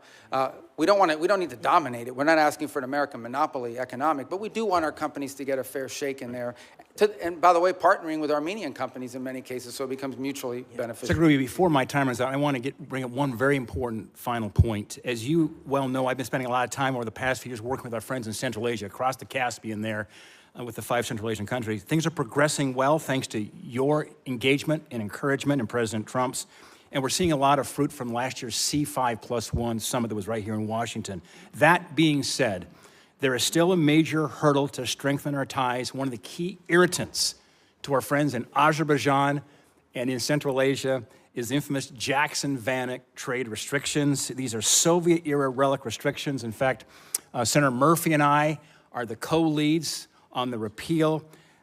It's long past due that we get this changed. Mr. Secretary, is removing these restrictions a priority for you and your department? And removing them have a significant impact on our relations with Central Asia? Yeah, it's a detriment. We'd like to see it removed, and I think you should talk to the chairman and the ranking member about putting it on the agenda with you guys. They're right there. You can tell them. But It's finance. oh, it's finance. You don't have committee. jurisdiction over that? It is. That's my job. And Mr. Secretary, Finance. Well, that's good. That's what I do too. It's not my job. It's and our encouragement from our friends over in the House will be helpful. We'll work with you on that, Mr. Secretary. You should get it passed. I mean, look, We it need would to be get done. very helpful. Yeah, it would be. Thank you. Absolutely. First of all, let me say that I absolutely concur with the Secretary and Senator Daines with you, and I've talked to the President about this, as you know, and I have actually talked to the Chairman of the Finance Committee, who I know relatively well, and we actually have a plan for going forward, and you and I are going to meet on that here pretty quickly. I'm glad I have friends in high places, Mr. Chairman. Thank you. But no, you're absolutely right on that, and it's just in the queue. So with that, let us go to Senator Coons. Thank you, Mr. Chairman, Ranking Member, Mr. Secretary, National Security Advisor, good to see you again. I know from our service here together that you agree that China is the greatest national security threat that we face. And one of the key reasons is their repeated threats to take control of Taiwan by force if necessary. And Taiwan, as we both know, is not just some faraway island. It produces 90% of the semiconductor chips critical to everything from F-35s to iPhones. And its geography makes it indispensable, both to global commerce and military power. Do you agree with that? Taiwan? Yeah, it's not just strategically important in terms of where it's located. It also is the message that it sends to the world if something were to happen to it. Agreed. That's why for decades, really with leadership from the Senate in a bipartisan way, we've provided arms to deter the PRC's potential military aggression. In fact, you introduced the Taiwan Peace Through Strength Act of 2023. In January, Congress pre-approved a $14 billion arms package for Taiwan. It's been 6 months. We haven't received a notification. Have you advised President Trump to proceed with this? Yeah, it's under, but I don't know if you were here a moment ago when I discussed, we just did $11 billion in December, which was, I think, the largest sale in history. It's certainly, I think it was more than the cumulative amount under the Biden administration. And I recall during 6 years of the Obama administration, there was zero gone to Taiwan. So some way you would argue that we're trying to make up ground. So why hold off on it now? Well, so the other 14 is being reviewed. It's under review. It hasn't been, I think it's been noticed, but it hasn't been reviewed. I mean, it hasn't been approved yet. So it's here's under my review under concern. the White House. Mr. Secretary, my concern is that President Trump has said publicly that arms sales to Taipei are a great negotiating chip with China. And my concern at a time when the PRC has been far more aggressive than they were in previous years, centerline crossing, circumnavigation of Australia, aiding Iran and Russia in their war goals and aims, frankly, literally helping Iranians target U.S. service members. I respect the importance of our having an open negotiation and relationship with the PRC, but in the meetings you were in Beijing, did the president offer to condition arms sales to Taiwan in order to placate Xi Jinping? Well, look, I'm not going to discuss what was the president's words in a meeting and not. Suffice it to say that, you know, that specific question you just asked, that's not the context in which the president has raised this in the past.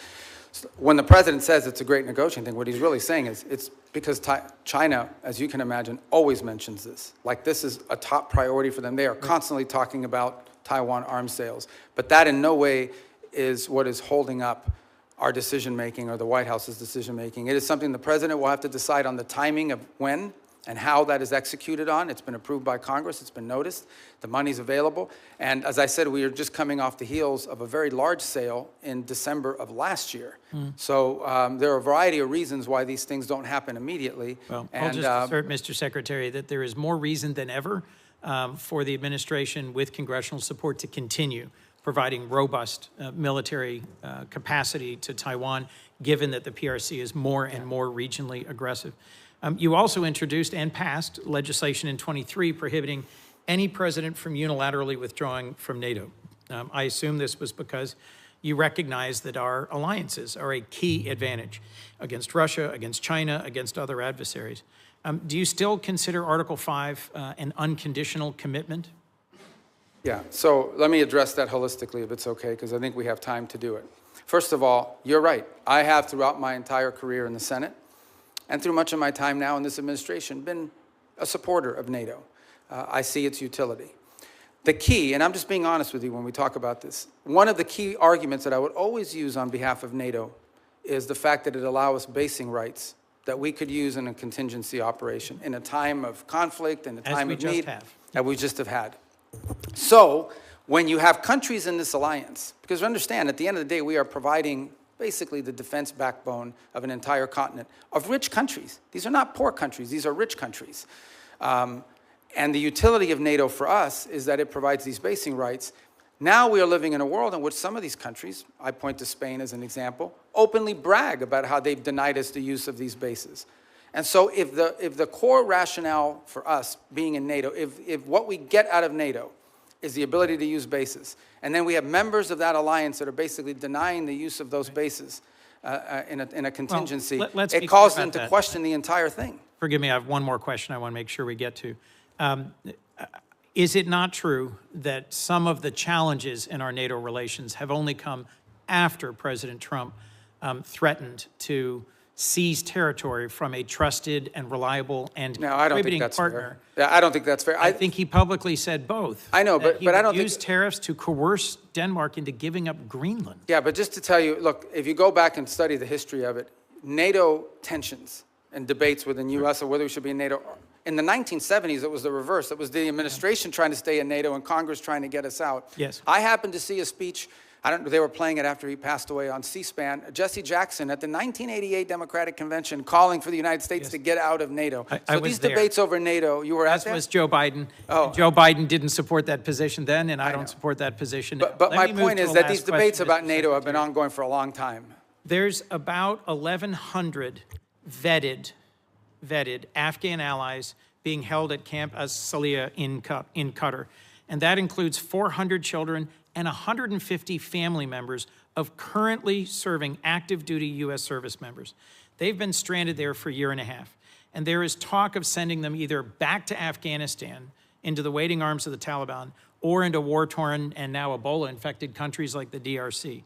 And these are people who they or their immediate family members served alongside U.S. soldiers at great risk. Can you commit to working with me and others in this body to support the relocation of these vetted individuals to the United States, especially those who are family members of currently serving U.S. soldiers? Yeah, I can't, first of all, as you know, we're under an executive order now after the National Guard attack here, and so that happened last year. So we can't admit any Afghans at this point into the country. That said, you just pointed to them being sent back to Afghanistan. Our goal, we've worked on this, and we'll work with you on it, Please. is we have talked to multiple countries. Now, I don't know of any single country that's going to take 1,000 people, but we've talked to multiple countries about taking several hundred of these people and allowing them to move to a safe location. As you know, we are operating under not just those restrictions, but broader restrictions about immigration into the United States after 25 million people entered this country illegally over a 4-year period leading up to this administration. president just but I'll work raised- with you to find the right places for them to go. We want that to happen.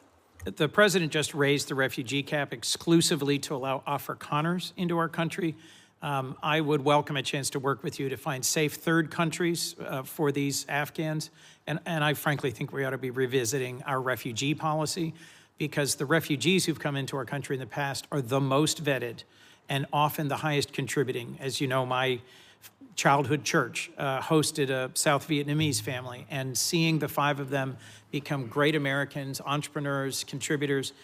It is refugees from oppression overseas, whether from Cuba or Venezuela, Vietnam or Afghanistan, who have long contributed to the United States. Thank you, Mr. Secretary.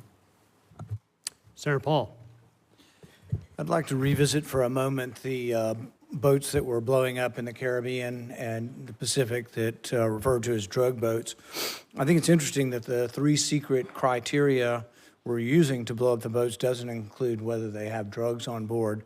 I would like to add that the statistics from the Coast Guard also say that when we interdict alleged drug boats in the historic way, the way we've always done it, about 1 in 4 don't have drugs. We make mistakes. We see something suspicious about the boat, we stop them, and they don't have drugs on board. I would also like to add that drugs is not a criteria for blowing up the boats that are called drug boats, but neither is arms. So in order to blow them up, we don't have to say that they're armed or have drugs, and I think a lot of people would have questions, which I still do. I am glad to hear today, though, that the administration and the negotiations are willing to trade sanctions relief for removal of enriched uranium. I've said for a long time and argued for a long time that sanctions in and of themselves rarely, if ever, are of any value. I've yet to see any Chinese behavior that's changed because of sanctions. I've yet to see any Russian behavior change because of sanctions.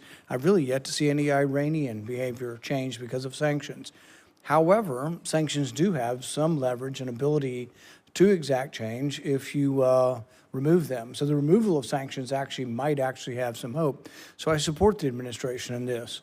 Now, there are many Republican critics who have been vocal on the airwaves recently saying, oh, no, we can never negotiate with them. These are terrible people. Well, you don't really negotiate with really friendly, good people. In a time of war, you're going to have to negotiate with an adversary. So I do commend and supportive of the idea of this.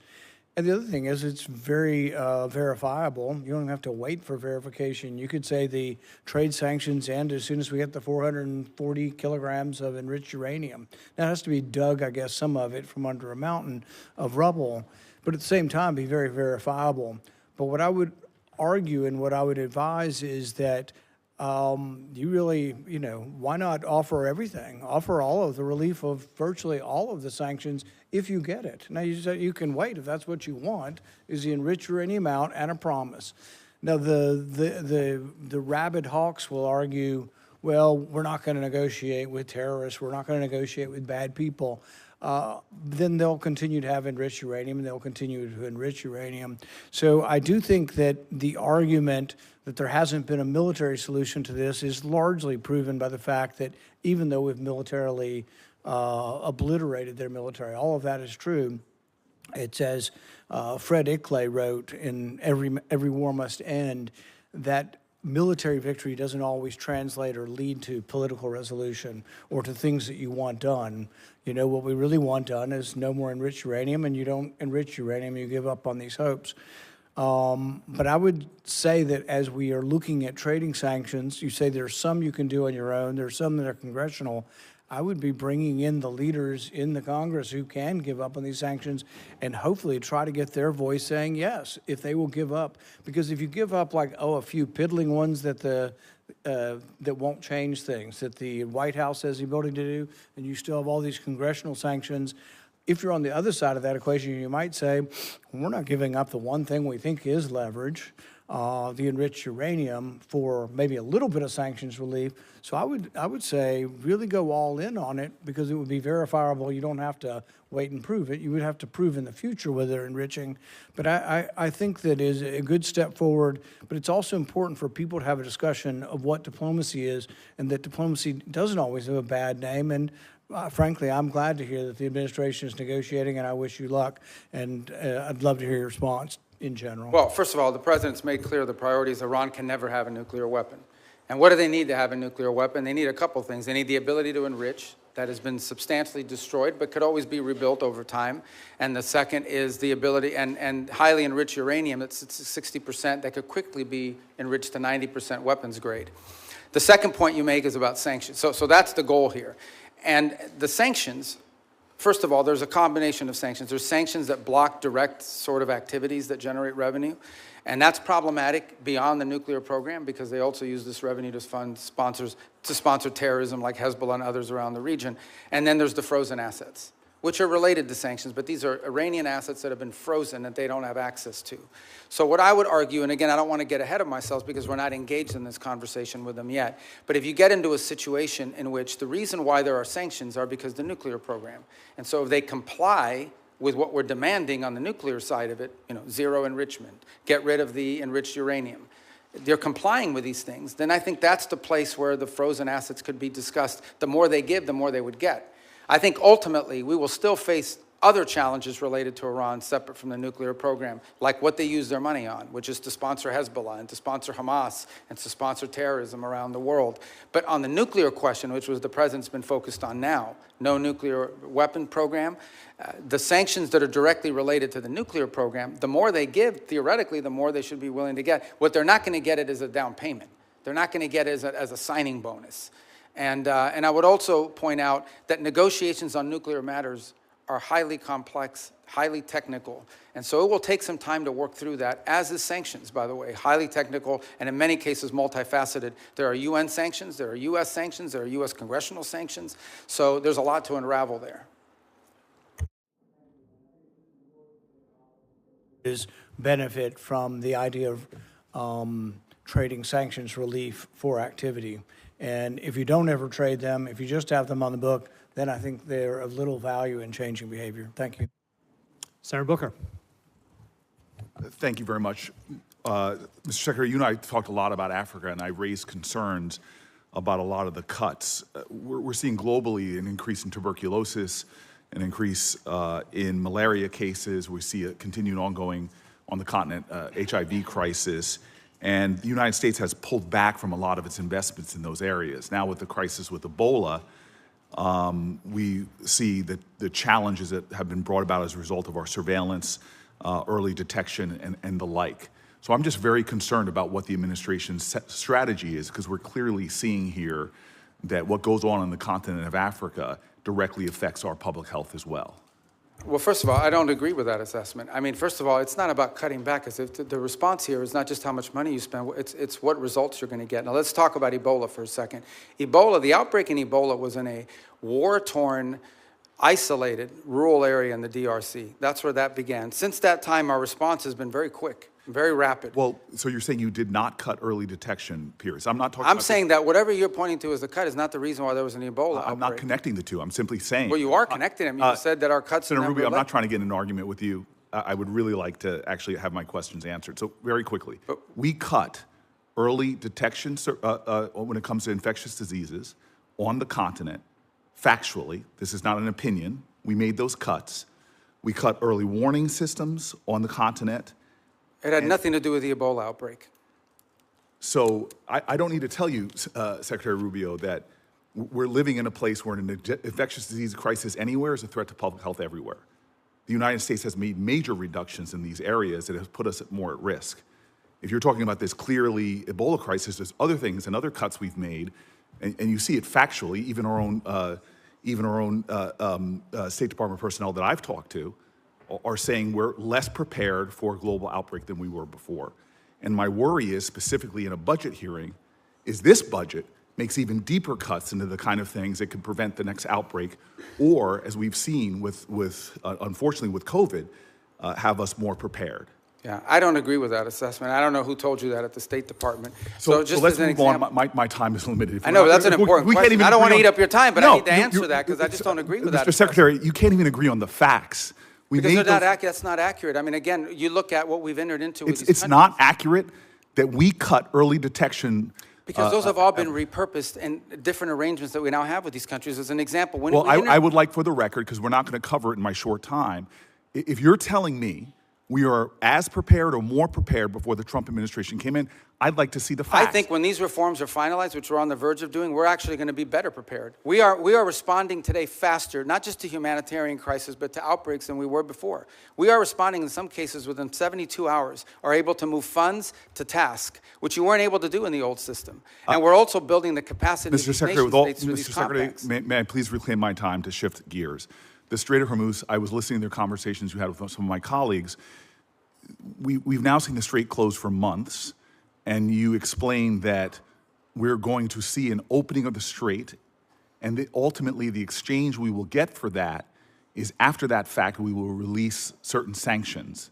Is that correct? No, that's not what I said. What I said was that if they open the straits, we will lift our blockade. The straits and the blockade are what are interrelated. And so for the nuclear program, in exchange for getting rid of the Fiscal material out of country, I imagine, is what the highly enriched uranium, we would release sanctions. Is that correct? Well, it's not just that. It's also their enrichment activity. They would have to, they would have to make very severe and significant concessions on what they intend to enrich in the future. And already with the March relaxing of sanctions, allowing Iranians to sell oil to the Chinese, estimates have been between $10 and $50 billion they got from that relaxing of sanctions.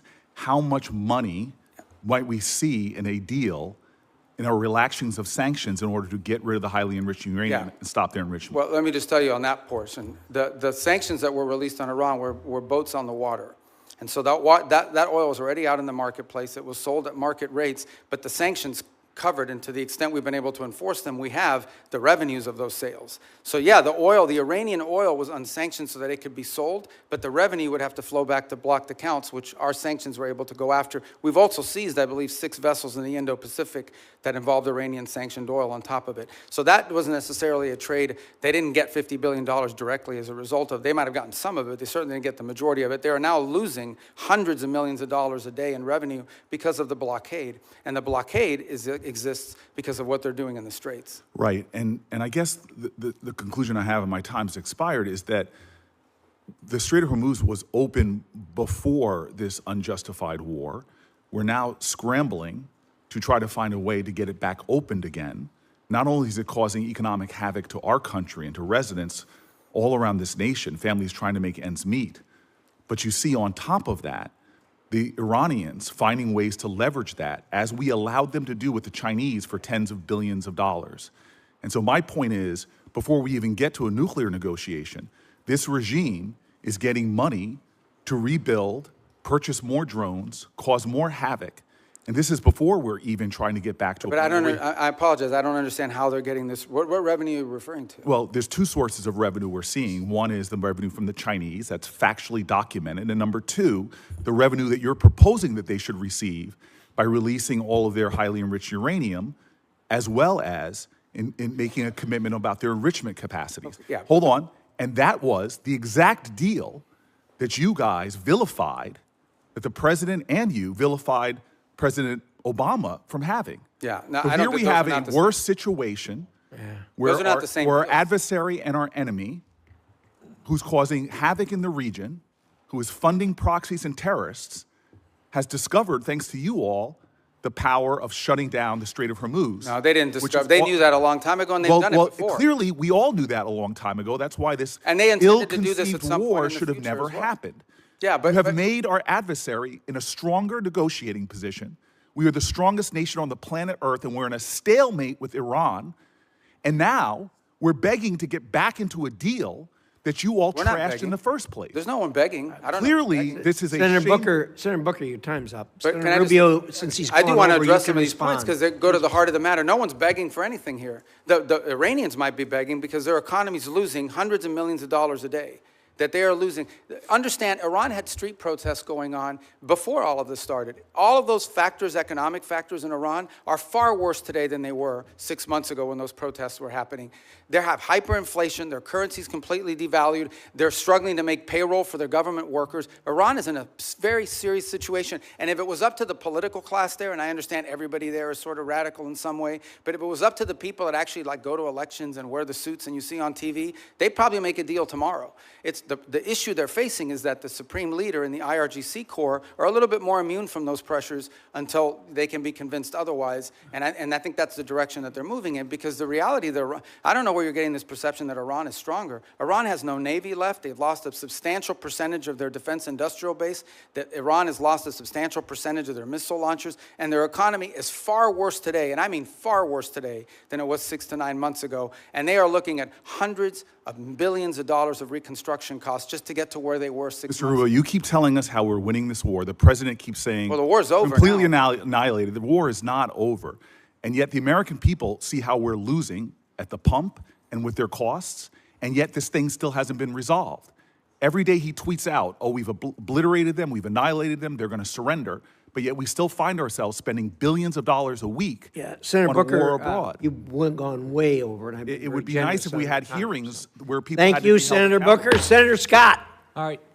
Secretary Rubio. So first off, do you think it's important to Americans that the Iranian regime doesn't have nuclear weapons and ability to destroy? I think it's important to the world. Yeah. The whole world. I mean, this question about the Straits is a great example. Imagine, the Straits gives them leverage. Imagine what nuclear weapons would give them leverage to do.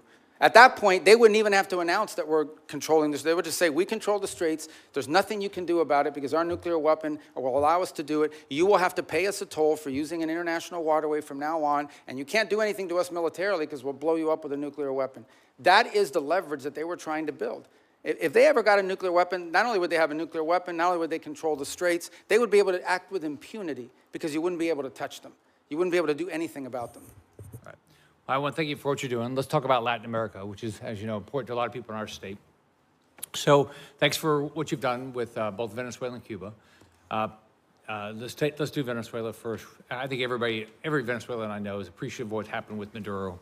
And I know you have a three-step process to get to democracy there. Can you talk about where you are? I mean, I know you've busted your butt to try to get Delcy Rodriguez to do the right thing. We still, unfortunately, have political prisoners not released. We still have oppression. So can you just talk about the process you're going through? Well, first of all, I remind everybody, what's today, the 2nd? So it's literally been 5 months. Right. Like, I know it seems like it was 10 years ago, but it's been 5 months. And I think Venezuela is in a better place today and in a better trajectory today than it was 5 months ago. Now, is it where it needs to be? Is it where it needs to ultimately wind up? The answer is, of course, no. Ultimately, In order to truly transition, they have to have multi-party, free and fair elections. But the conditions for free and fair elections are the following. First of all, you have to have a free and open media. And while you've seen independent journalists are now, for the first time, activated again, that has to exist. Political parties have to be given the space and time to organize. The National Electoral Council has to be reformed so that it has members in it that will actually accurately count the vote. You have to have certain conditions in place. I'm not telling you that's 5 years from now, but it's been 5 months, so I want to be relative to that. Here's what I can tell you. For the first time, certainly, since whenever, in the pre-Chavez era, maybe ever, and certainly since the post-Chavez era, the oil wealth of the country is not being stolen. The oil wealth of the country is going directly to pay government workers, buy medical equipment, audited by KPMG. That's a significant advance. That's not a permanent situation, but that's a very valuable one today. You have seen reforms. You have seen, for example, the infamous prison, El Acoide. It's been closed. You still have about 400 and something, what we determined to believe to be political prisoners, but you've had many others that have been released, including many high-profile ones. You've seen a reform, a systemic reform in individuals involved in their government, replaced by new people. Some we don't know well, others we know a little bit about, but certainly better than the people whose place they took before. You've seen a level of cooperation on a couple of topics that I actually can't even discuss in a setting like this, but be more than happy to talk to you about, any of you about, in the appropriate setting. And I think that's been a positive. By the way, you've seen the retrieval. The United States, with the full cooperation of the Venezuelans, went in and retrieved highly enriched uranium. They had highly enriched uranium in their country because of an old reactor program, not because of nuclear weapons or anything, and they wanted it out of their country. And we were able to go in and actually retrieve it along with the UK mission that went in with us and get it. We have a functioning embassy, and we have direct flights for the first time. Venezuelans are now able to go back, not just visit relatives, but begin to engage in the economic life of the country. All of that is to say, it's been 5 months, there is a lot more to go. This is not the direction we want Venezuela to be. But what I will say is that the Venezuela that's there now, under the interim authorities, does not pose the threat to the United States that it posed 5 months ago, when it was an open base of operation for Iranian operatives, for Cuban intelligence, and for others who used it as a base of operation against the national interest. But we have a lot of work to do. We are nowhere near where we want to get to there. Can you give the same thing about Cuba? Cuba's a very different thing, yeah. I think the misnomer about Cuba, or the misunderstanding about Cuba's actually not controlled by the government. Cuba's controlled by a military holding company named Gaesa. And Gaesa virtually owns anything, they own the tourist sector, they own mining, they own the gas stations, they own everything. They generate about 70% of Cuba's GDP is under the control of this military company. And they're sitting on between $14 and $17 billion in assets. So you have people literally starving, people literally like power grid that hasn't been maintained in 10 years. And yet you have this holding military company sitting on these assets. And by the way, not a penny of the money in the military holding company translates over to the public treasury. So the fundamental challenge we have here is that Cuba needs to be, in order for it not to continue to be a failed state, which poses a threat to the United States, they need systemic and serious reform. They need to have economic reforms, and the question is, can they possibly reform, given the people who are currently in charge, both of Gaesa and of their government? And I think the answer is they can. I really don't believe this system is capable of reform unless new people take over or a new mindset takes hold. Now, we've engaged in conversations with them. We've offered them what I think needs to happen in order for their economy to recover. And that's the last point I would make, is I think somebody raised this issue of oil blockade. Cuba was having blackouts well before January 3rd of this year. They were having blackouts for years. And they were having blackouts for two reasons. Number one, no one will give you free oil except Maduro. That's what's changed here. What's changed here is they're no longer getting free oil from Venezuela. And number two, the main reason why they have energy blackouts is because they didn't invest a single dollar back into their plants, back into improving their plants. And they could have bought this equipment from any company in the world, but they didn't invest in it. Instead, they invested it to build tourist hotels that now sit empty because there's no tourism into Cuba. So Cuba's a little bit more complicated than Venezuela, but it's a mess. Thanks for what you're doing. Thank you, Mr. Chairman. Secretary Rubio, I trust you're familiar with then CENTCOM commander and future Secretary of Defense Jim Mattis's famous quote about the importance of funding our foreign policy apparatus. In 2013, in response to a question from the now chairman of SASC, General Mattis pointed out that if you don't find, and I quote him, If you don't fund the State Department fully, then I need to buy more ammunition ultimately, end quote. Unfortunately, despite his service in the first Trump administration, the second time around, you seem to have taken the message as a blueprint rather than as a warning. The budget that you're presenting today cuts the State Department by about a third, after you previously tried to enact steep cuts and eliminations last year, many of which were already rebuked by Congress on a bipartisan basis. Time and again, this administration uses our military as a first tool of choice, manufacturing new crises and new conflicts that worsen the situation for folks abroad as well as for American people back here at home. And now you're here to justify a budget request that further undermines our diplomatic apparatus, the tools and professionals that are critical for not only preventing crises before they begin, but those who will be responsible for negotiating our way out of Trump's war of choice in Iran and whatever other nightmares he dreams up with. So based on how this administration has conducted itself for the last year, our adversaries are learning that the United States is not a reliable negotiator. They're learning that we will quickly turn to using force before working to alleviate crisis points and prevent war. I'm very concerned that that in turn increases the risk of our adversaries jumping to use force first, increasing risk to American citizens and American interests around the world. We saw that instinct for the military option in the Caribbean and in Venezuela. And now we're seeing threats of it in Cuba while we're still engaged in the Middle East, where President Trump is blowing a shocking amount of money and failing to uphold his solemn duty to put our service members at risk only for the most serious and imminent national security threats to American people. Mr. Secretary, you also wear the hat of a national security advisor.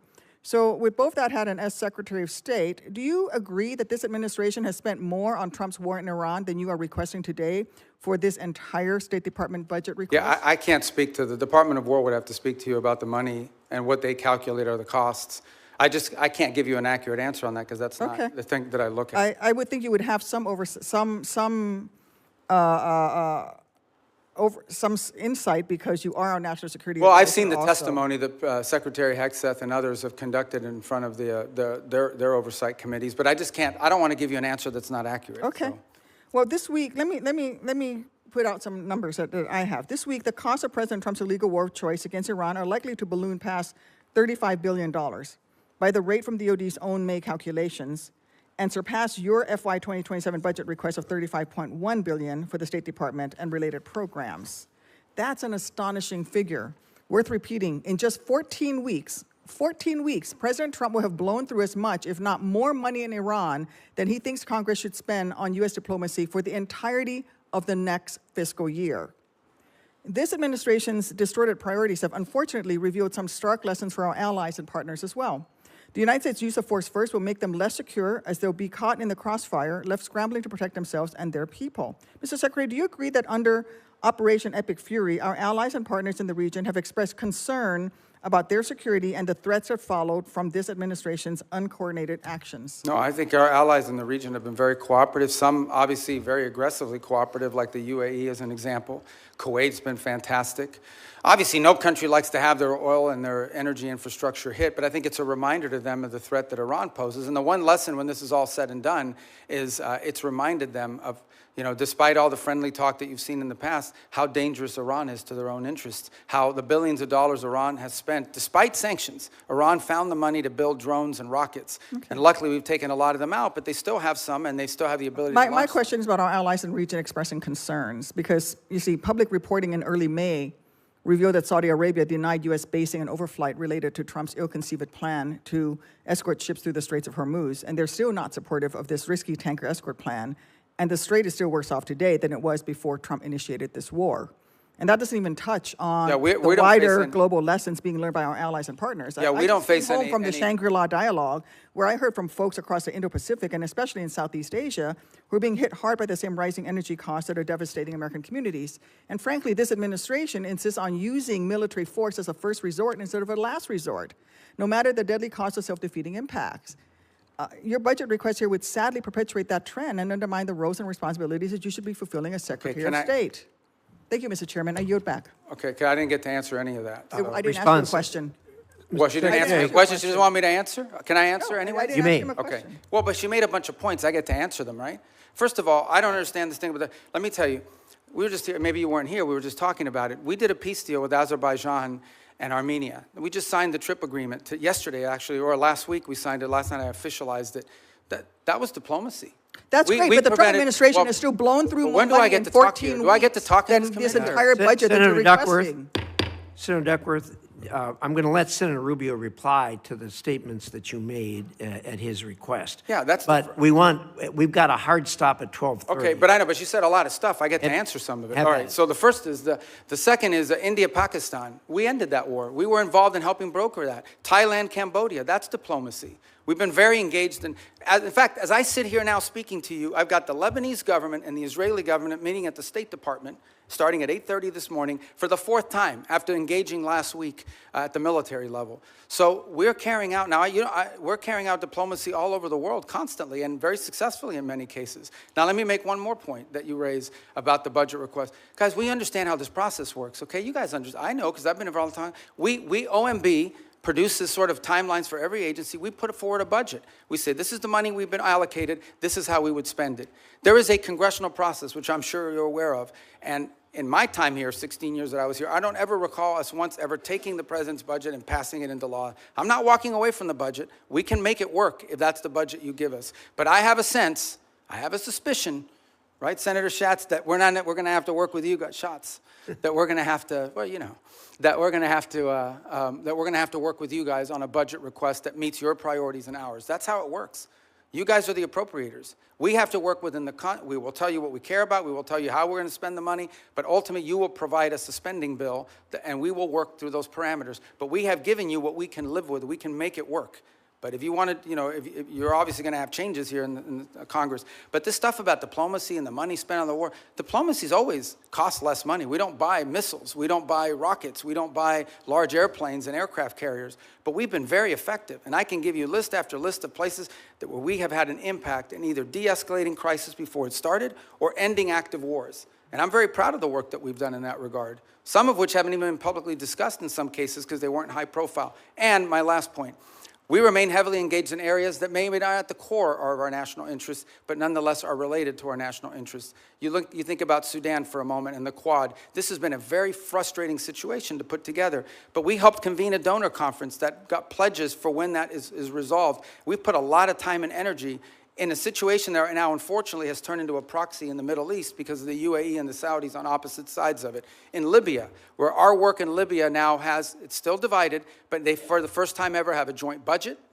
For the first time ever, are cooperating on energy deals that are going to be beneficial to the people of Libya. So I just don't think it's fair to say we're not actively involved in diplomacy on last year's budget and spending, because we are, and we have been, and to great success. Thank you. Senator Curtis.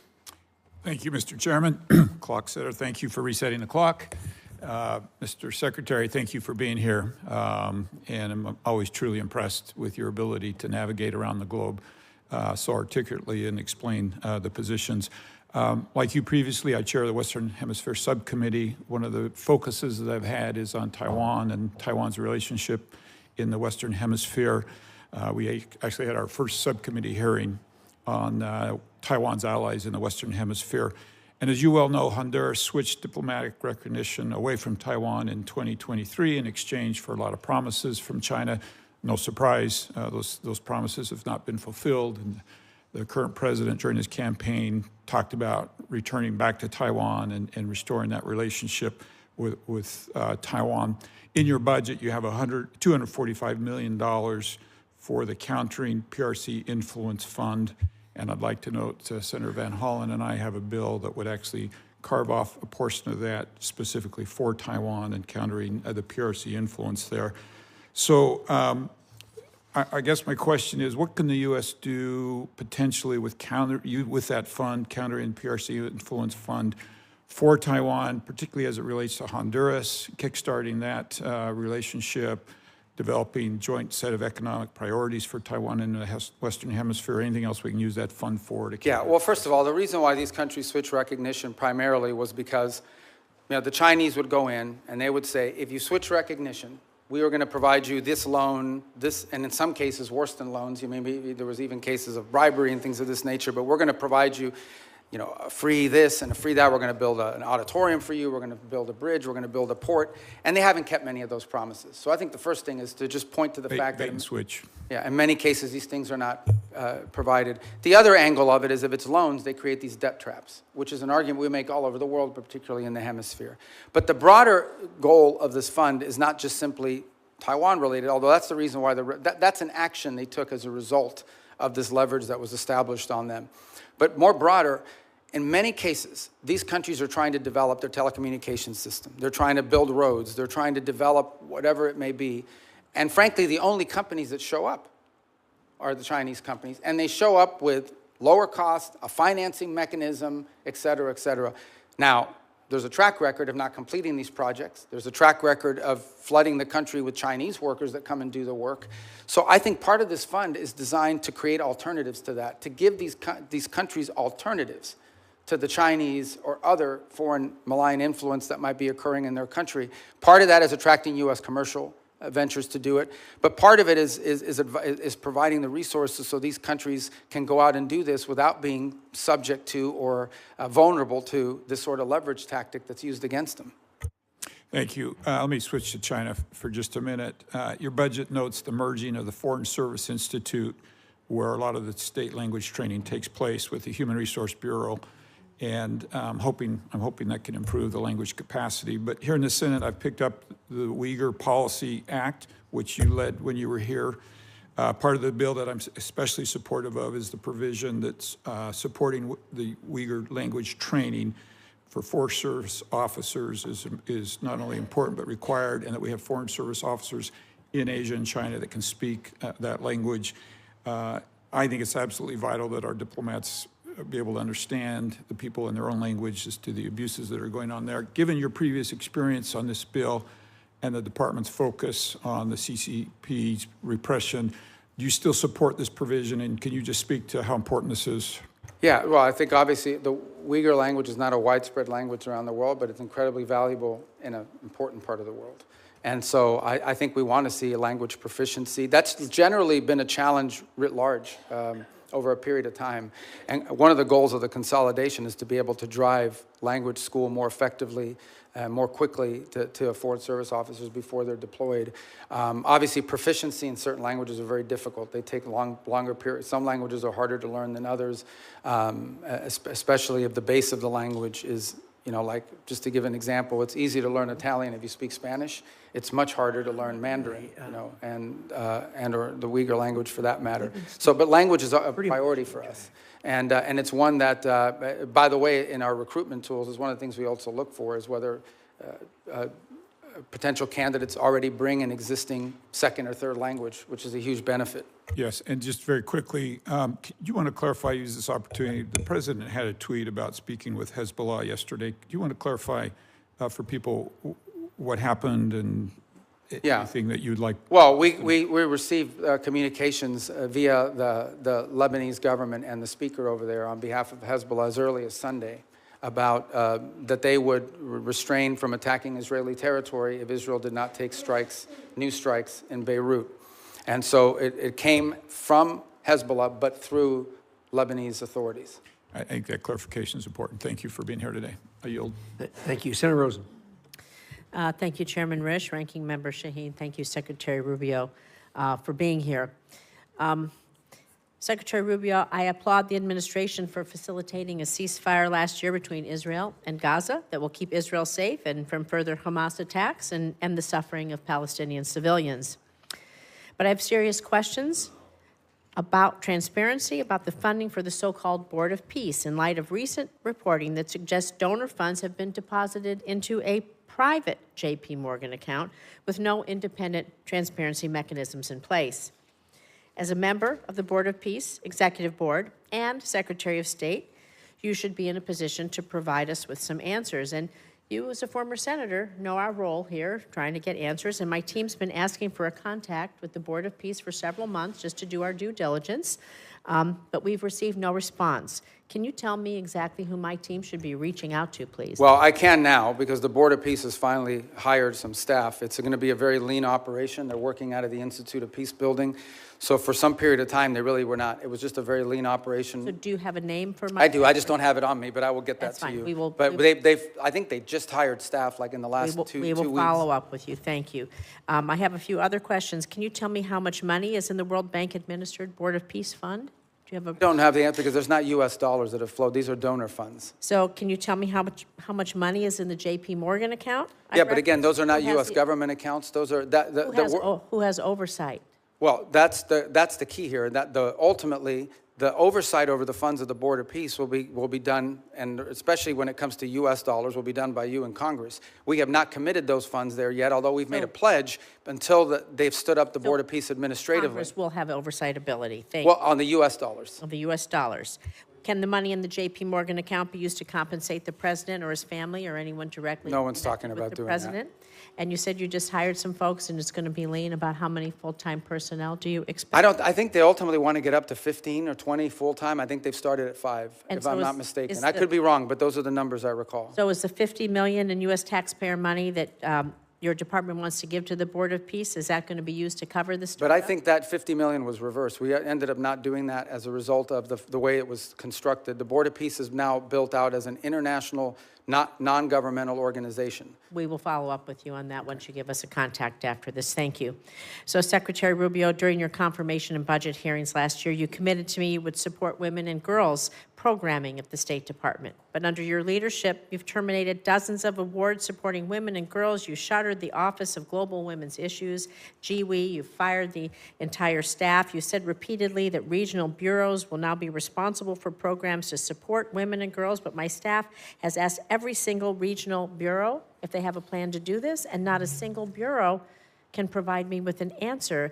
And so, Secretary Rubio, I'm just so disappointed. I want to believe that, you didn't lie to us, lie to me, and so I want to give you an opportunity to explain how women's issues have been integrated into the I don't know. bureaus. Do we have an outline? I don't know of the who's plan? telling you that at the regional bureaus, because that's not accurate. Now some regional bureaus have a larger mandate on women's issues than So others. is As there you an- example, like in Europe, it's probably less intense Can you than tell in me Africa. who on your team we can reach out to then to find out? Because we're not getting, they're telling us they don't know. Well, the regional bureaus tell you they don't know? That's Not only correct. does every regional bureau have someone in charge of women's issues, or at least in charge of that portfolio, but most of our embassies, especially in some of these key So can places, Can are we follow advocating up, this. and can I call you Yeah, and of have a course. conversation because somehow there's a communication? Yeah, because we didn't eliminate the program. We simply felt that there's a difference between the women's issues, for example, that you would face in Africa versus what you may be facing in some part of Could you name a Asia. single new program that you've stood up in the last, since the GWE office was closed? Do you know of any? First of all, almost every single one of our programs that we do now, our humanitarian response to crisis, our food programs that we distributed, all of them have a women's component to it. So- Primarily because in these societies, Can we women are the follow up first with ones your affected. team, please, so we can get some clarification? 'Cause Yeah, we we'll haven't been follow able up, and to I'll do give that. you the right people. But each of these bureaus has someone, or more than one case. The last one here is, there is a International Women of Courage program. You and the First Lady have championed. Are you going to commit to maintaining that? The which one, I'm sorry? The Women of Courage program. You and the First Lady have championed that. Yeah, well, we had an award ceremony last year. So- I don't know if one is scheduled for this year yet. Thank you. With the remainder of my time, I'd like to remind the American people that as the Secretary of State, your main duty as America's chief diplomat is to maintain our relations with foreign nations. This is why I was shocked to see that you were at a party with President Trump in Miami instead of accompanying Vice President Vance to Pakistan for negotiations. What party was I at?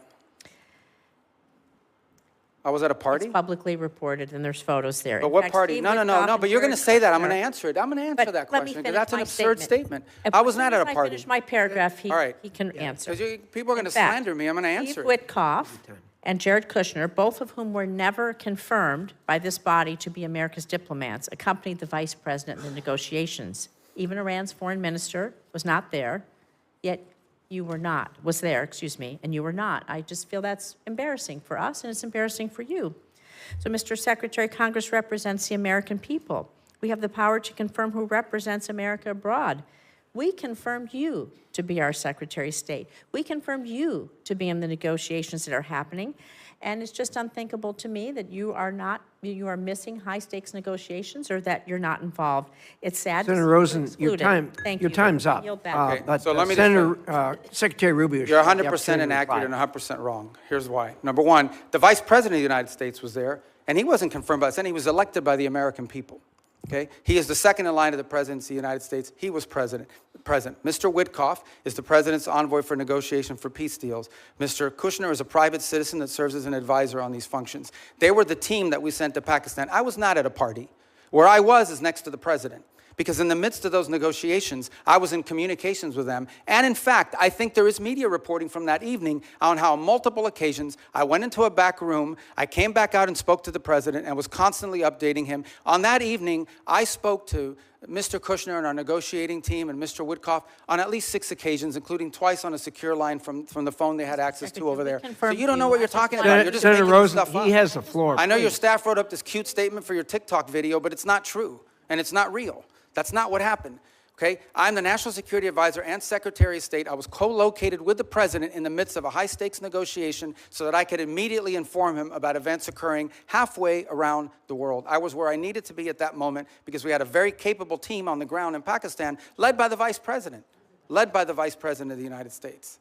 Thank you. Senator Cornyn. Secretary Rubio, I've heard some of my colleagues here on this committee suggest that the U.S. started a war with the Iranian regime 92 days ago. I happen to believe that the Iranian regime started a war against the West and Israel and has been at war with us since 1979. What's your view?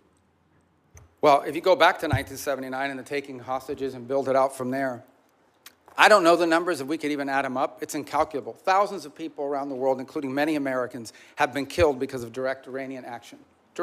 All the IEDs, those roadside bombs that maimed and killed our soldiers, were all the mastermind work of the IRGC for decades. The IRGC sponsors terrorist attacks all over the planet. In fact, they were involved, for example, in the bombing of a Jewish center in Argentina in 1993 or 1994. They're consistently, it's now, we have people convicted in the United States of America, and one was arrested yesterday, Iranian agents plotting the assassination of American political leaders, including the President of the United States. They've been waging nonstop, not to mention their massive sponsorship of Hamas, of Hezbollah, and all the activities those groups have undertaken. So you're absolutely right that the Iranian system has been waging war on the West. But why is anybody in the United States in specific for over 3 decades, but why is anyone surprised? They openly chant, death to America, death to Israel. They openly say Israel's the little Satan, but we're the big Satan. So I think at some point when people say this repeatedly, you believe their rhetoric and their actions back their rhetoric. This is a very dangerous regime. And the notion that they would ever possess nuclear weapons, that people that are willing to conduct those kinds of terrorist acts would ever possess a nuclear weapon is unthinkable, unbearable, and unacceptable. And it's not going to happen under President Trump. So ever since since the Iranian nuclear program started, and they basically blocked the IAEA and others from doing the inspections that would be required in order to monitor their use of enriched uranium, we've had presidents, Democrat and Republican, say that a Iranian nuclear weapon was unacceptable. But it took President Trump to actually do something about it. It shocks me to hear some of our colleagues suggest that there was not an imminent threat from an Iranian nuclear weapon. You and I both sat in the same skiff on the Senate Intelligence Committee. We won't talk about the details, of course, but we knew that they continued to enrich to the point where they could produce a nuclear weapon within a specified time. There's some debate about how long that breakout would take, but the idea that an Iranian nuclear program did not present an imminent threat to the United States, to me, is just ludicrous. And I think it defies all evidence to the contrary. But do you think if they had acquired a nuclear weapon, that would change the ability of the United States and our allies like Israel to deal with this nuclear-armed Iran? I think if Iran ever acquired a nuclear weapon, they could very well use it because given the theological nature of their decision-making. But just as problematic is they would have immunity. At that point, your options on what you could do about them would be quite limited, and their ability to hold the world hostage. They'd be like North Korea. for example? They'd be North Korea, but worse. They'd be better funded. They would at that point decide that they own the Straits of Hormuz forever and everyone has to pay them a toll, and nuclear weapons, you can't do anything about it.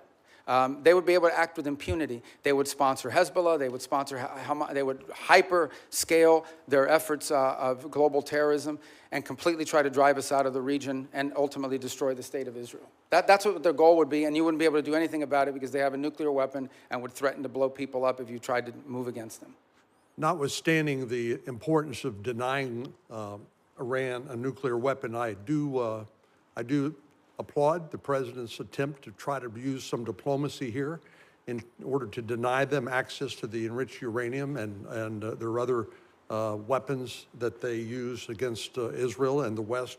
But tell me, why do you think anything that the Iranian regime agrees to that they will comply with? What evidence is there that they will agree to anything that they ultimately will stick with? Well, again, and that's why any deal with them you have to enter into it with clearly verifiable steps. So as an example, simply putting something on a piece of paper is not satisfactory. You have to actually commit to doing it, then you have to actually do it. And so that's our view of it. Our view of it is that any concessions that are made, and I don't even call them concessions per se, but any arrangements that are made with Iran have to come after not just they agree to certain things, but they actually do certain things. And let's be clear about this, because I don't think this is talked about enough. If what Iran wants is nuclear energy for their country, there are mechanisms to do it. There are countries all over the world that have nuclear energy, but they don't enrich. They certainly don't enrich to 60%. They don't do it hidden in a mountain, deep buried underground somewhere. If what they want is nuclear energy, they can have it. There are mechanisms for them. The problem with Iran is not that they want nuclear energy. The problem with Iran is that everything they do is consistent with the activities of a nation that seeks to develop a nuclear weapons capability. Thank you, Senator. Senator Schatz. Thank you, Chairman. Secretary, thank you for being here. Tomorrow, I'm going to have you in the Appropriations Committee, and we'll walk the list that we talked about a couple of weeks ago on a conference call, so I won't cover that. I want you to sort of answer the China watchers who saw that visit to China and saw that NVIDIA is now going to sell H200s. I understand that's not our highest technology, but it's better than what China has, and that's why people are worried. And that, I mean, it's pretty plain that the president violated one of the 6 assurances. I understand that the ambassador and you and others have sort of followed up to kind of smooth the edges, but I mean, it's pretty clear. He says, we discussed arms sales in great detail. It depends on China. It's a very good negotiating chip for us. So what do you say to China watchers who say they got some pretty good deliverables and we didn't get much? I don't see the trip. There were some deliverables, you know, the purchase of additional Boeing aircraft, which of course is beneficial to the Chinese as well, but helps our company, some of the agricultural concessions. But the trip was largely, for the most part, about the fact that the 2 largest, most powerful countries in the world have to have direct interaction with one another. And this was an opportunity to do it. He will reciprocate by visiting the United States later next year. Separate from that, and I don't know if you were here at the outset in my opening statement, or maybe it was in response to one of the questions, I think 2 things are clear. Number one is that we're entering into a period of strategic stability that I think serves the interests of both countries, because the last thing we want is a largely destabilizing event in the Indo-Pacific. But the second is that there are clear differences of priorities. There are clear irritants in that relationship that are longstanding and that are going to be long-term. As in, critical minerals dependencies, things of this nature. So it's one of those relationships that's going to require very deft diplomacy and mature decision-making. Sure, and this is why I like our engagement. Like, that makes sense to me, but it seems to me that if the main objective is to kind of touch gloves and initiate conversations, then why give away any of the things that they're already seeking in exchange for essentially nothing? I mean, you're basically saying it's better to talk than not to. It's better to engage than not to. It's better to be in a period of stability than not.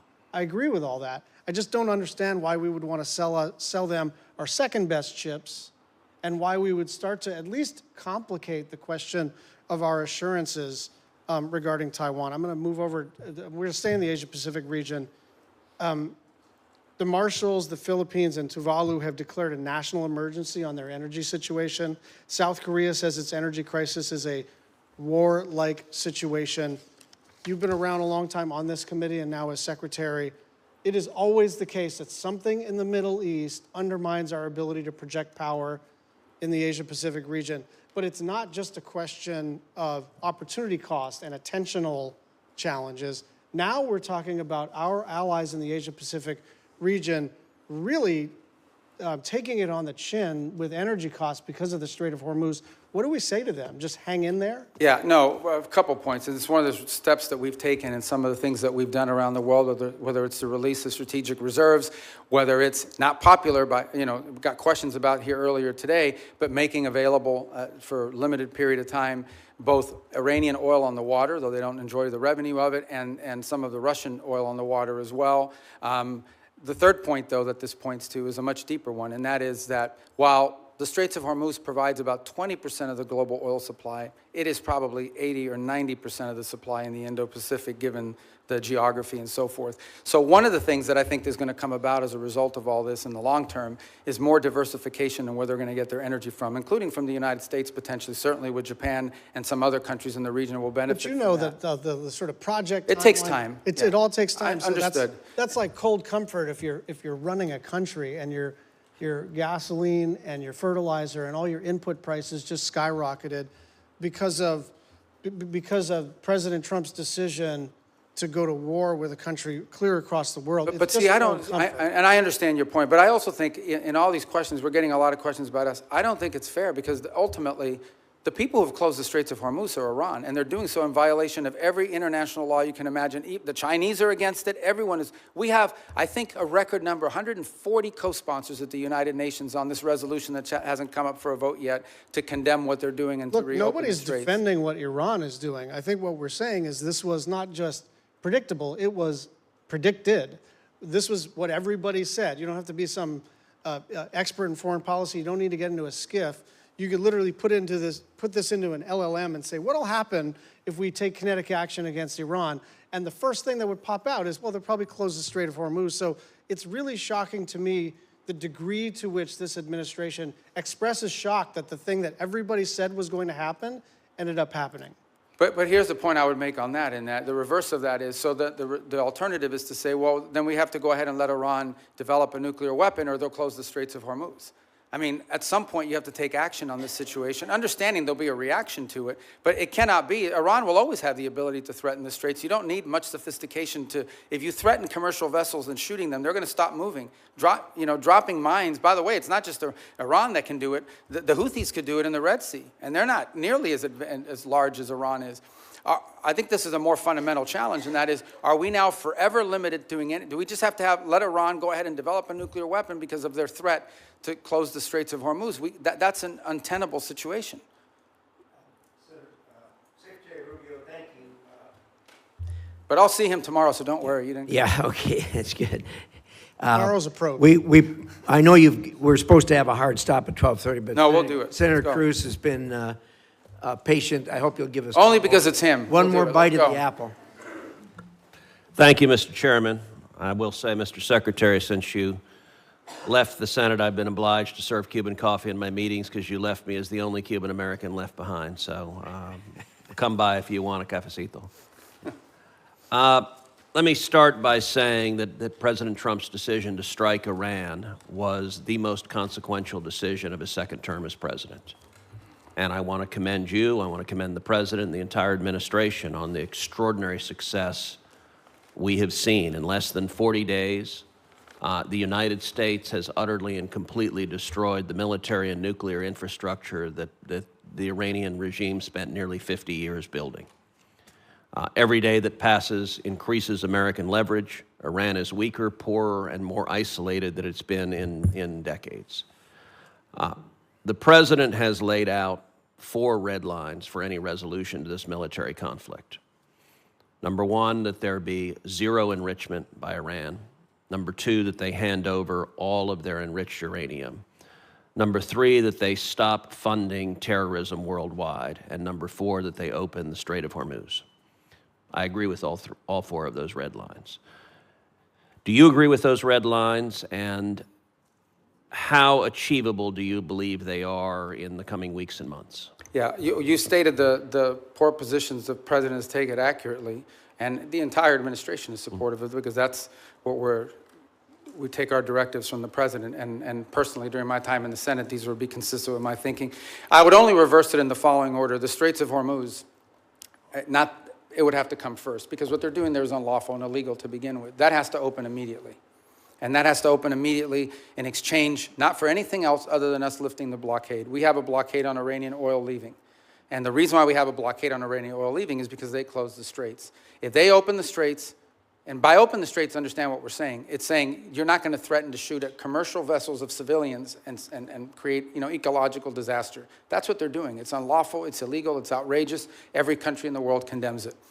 If they end that, we lift the blockade. Then we enter into the second phase, which is the nuclear question. On enrichment, they don't need to enrich. If what they want is a nuclear energy program, they can have one without enrichment. And it was somebody the other day, a few questions ago, I forgot who it was, said that what we're working on is similar to JCPOA. It is not. JCPOA would have expired this year. And it allowed them to keep all the enrichment equipment that they needed. And clearly that equipment could get them to 60 and 90% because they've done it to 60%. As a result of it. So it would have to deal with that question. And it would have to deal with the highly enriched uranium that they currently are in possession of. There's no reason to have, the only reason to have 60% enriched uranium is to turn it into 90% enriched uranium and put it into a weapon. So those remain, and on the sponsor of terrorism, absolutely. To the point where I would argue, for example, it's one of the interesting things that's happening, and I know Senator Shaheen has a great interest in Lebanon. It's one of the most ironic situations in the world. The Lebanese government and the Israeli government could do a peace deal tomorrow. Israel has no territorial claims in Lebanon. And Hezbollah is in particular, in fact, Hezbollah has called for the overthrow of the current Lebanese government. The impediment in Lebanon is the fact that Hezbollah has embedded itself into that country and is the reason for all the suffering that's happening there right now and all the suffering that's historically happened. Entirely funded, entirely controlled by Iran. There is no Hezbollah without Iran. There is no Hezbollah without Iran. I mean, there might be a political movement with ideology, but they don't have a bunch of rockets. They don't have a bunch of weapons without Iran. They are a complete, total proxy of Iran, and that's the kind of activity that needs to be... I want to come back to Hezbollah in a moment, just focusing for a second on Iran itself. For some time, I have urged the administration, I've urged Israel to arm the protesters in Iran. I don't think it is fair to expect the Iranian people to stand up, protesters to stand up with rocks against soldiers with machine guns. Are we arming the protesters, and should we be?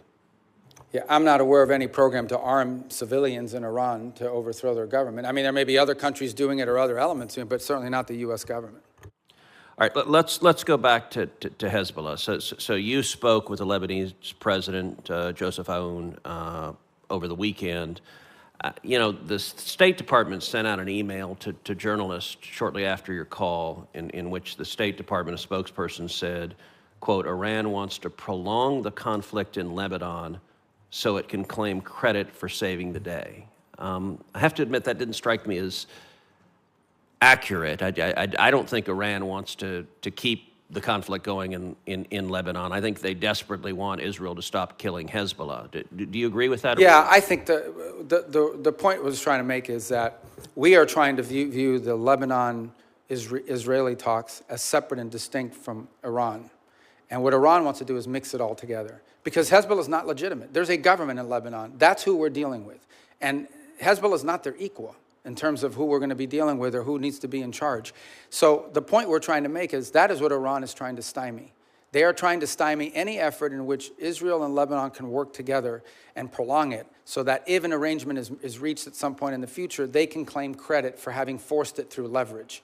And that's why you see, for example, Hezbollah agreed to a ceasefire about a week ago and then immediately violated within hours. You would agree every Hezbollah terrorist that the IDF kills makes America safer?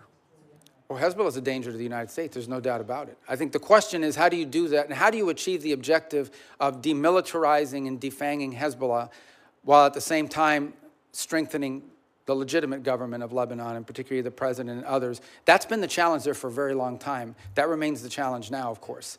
The capabilities of the LAF are not where they need to be. But there are also elements within the LAF that are not who they need to be because they've facilitated in some cases and cooperate with Hezbollah. So it's a very tricky situation. But I point you back to two things that have happened in the last few months. Number one, the Lebanese government expelled the Iranian ambassador because of Hezbollah. The Iranian ambassador says, I'm not leaving, and you can't make me. Okay, that's number one. The second thing that's happened is just a week ago, Hezbollah openly called, went on and said they openly called for the overthrow of the Lebanese government. So no one here should be under any, Hezbollah is not just an enemy of Israel and an enemy of America. Hezbollah is an enemy of Lebanon and of the Lebanese people. Thank you. Thank you. Thank you, Senator Cruz. Senator Rubio, you've been very generous with your time. We appreciate that. For the information of the members, the record will remain open until the close of business tomorrow, June 3rd. With that, the committee is adjourned.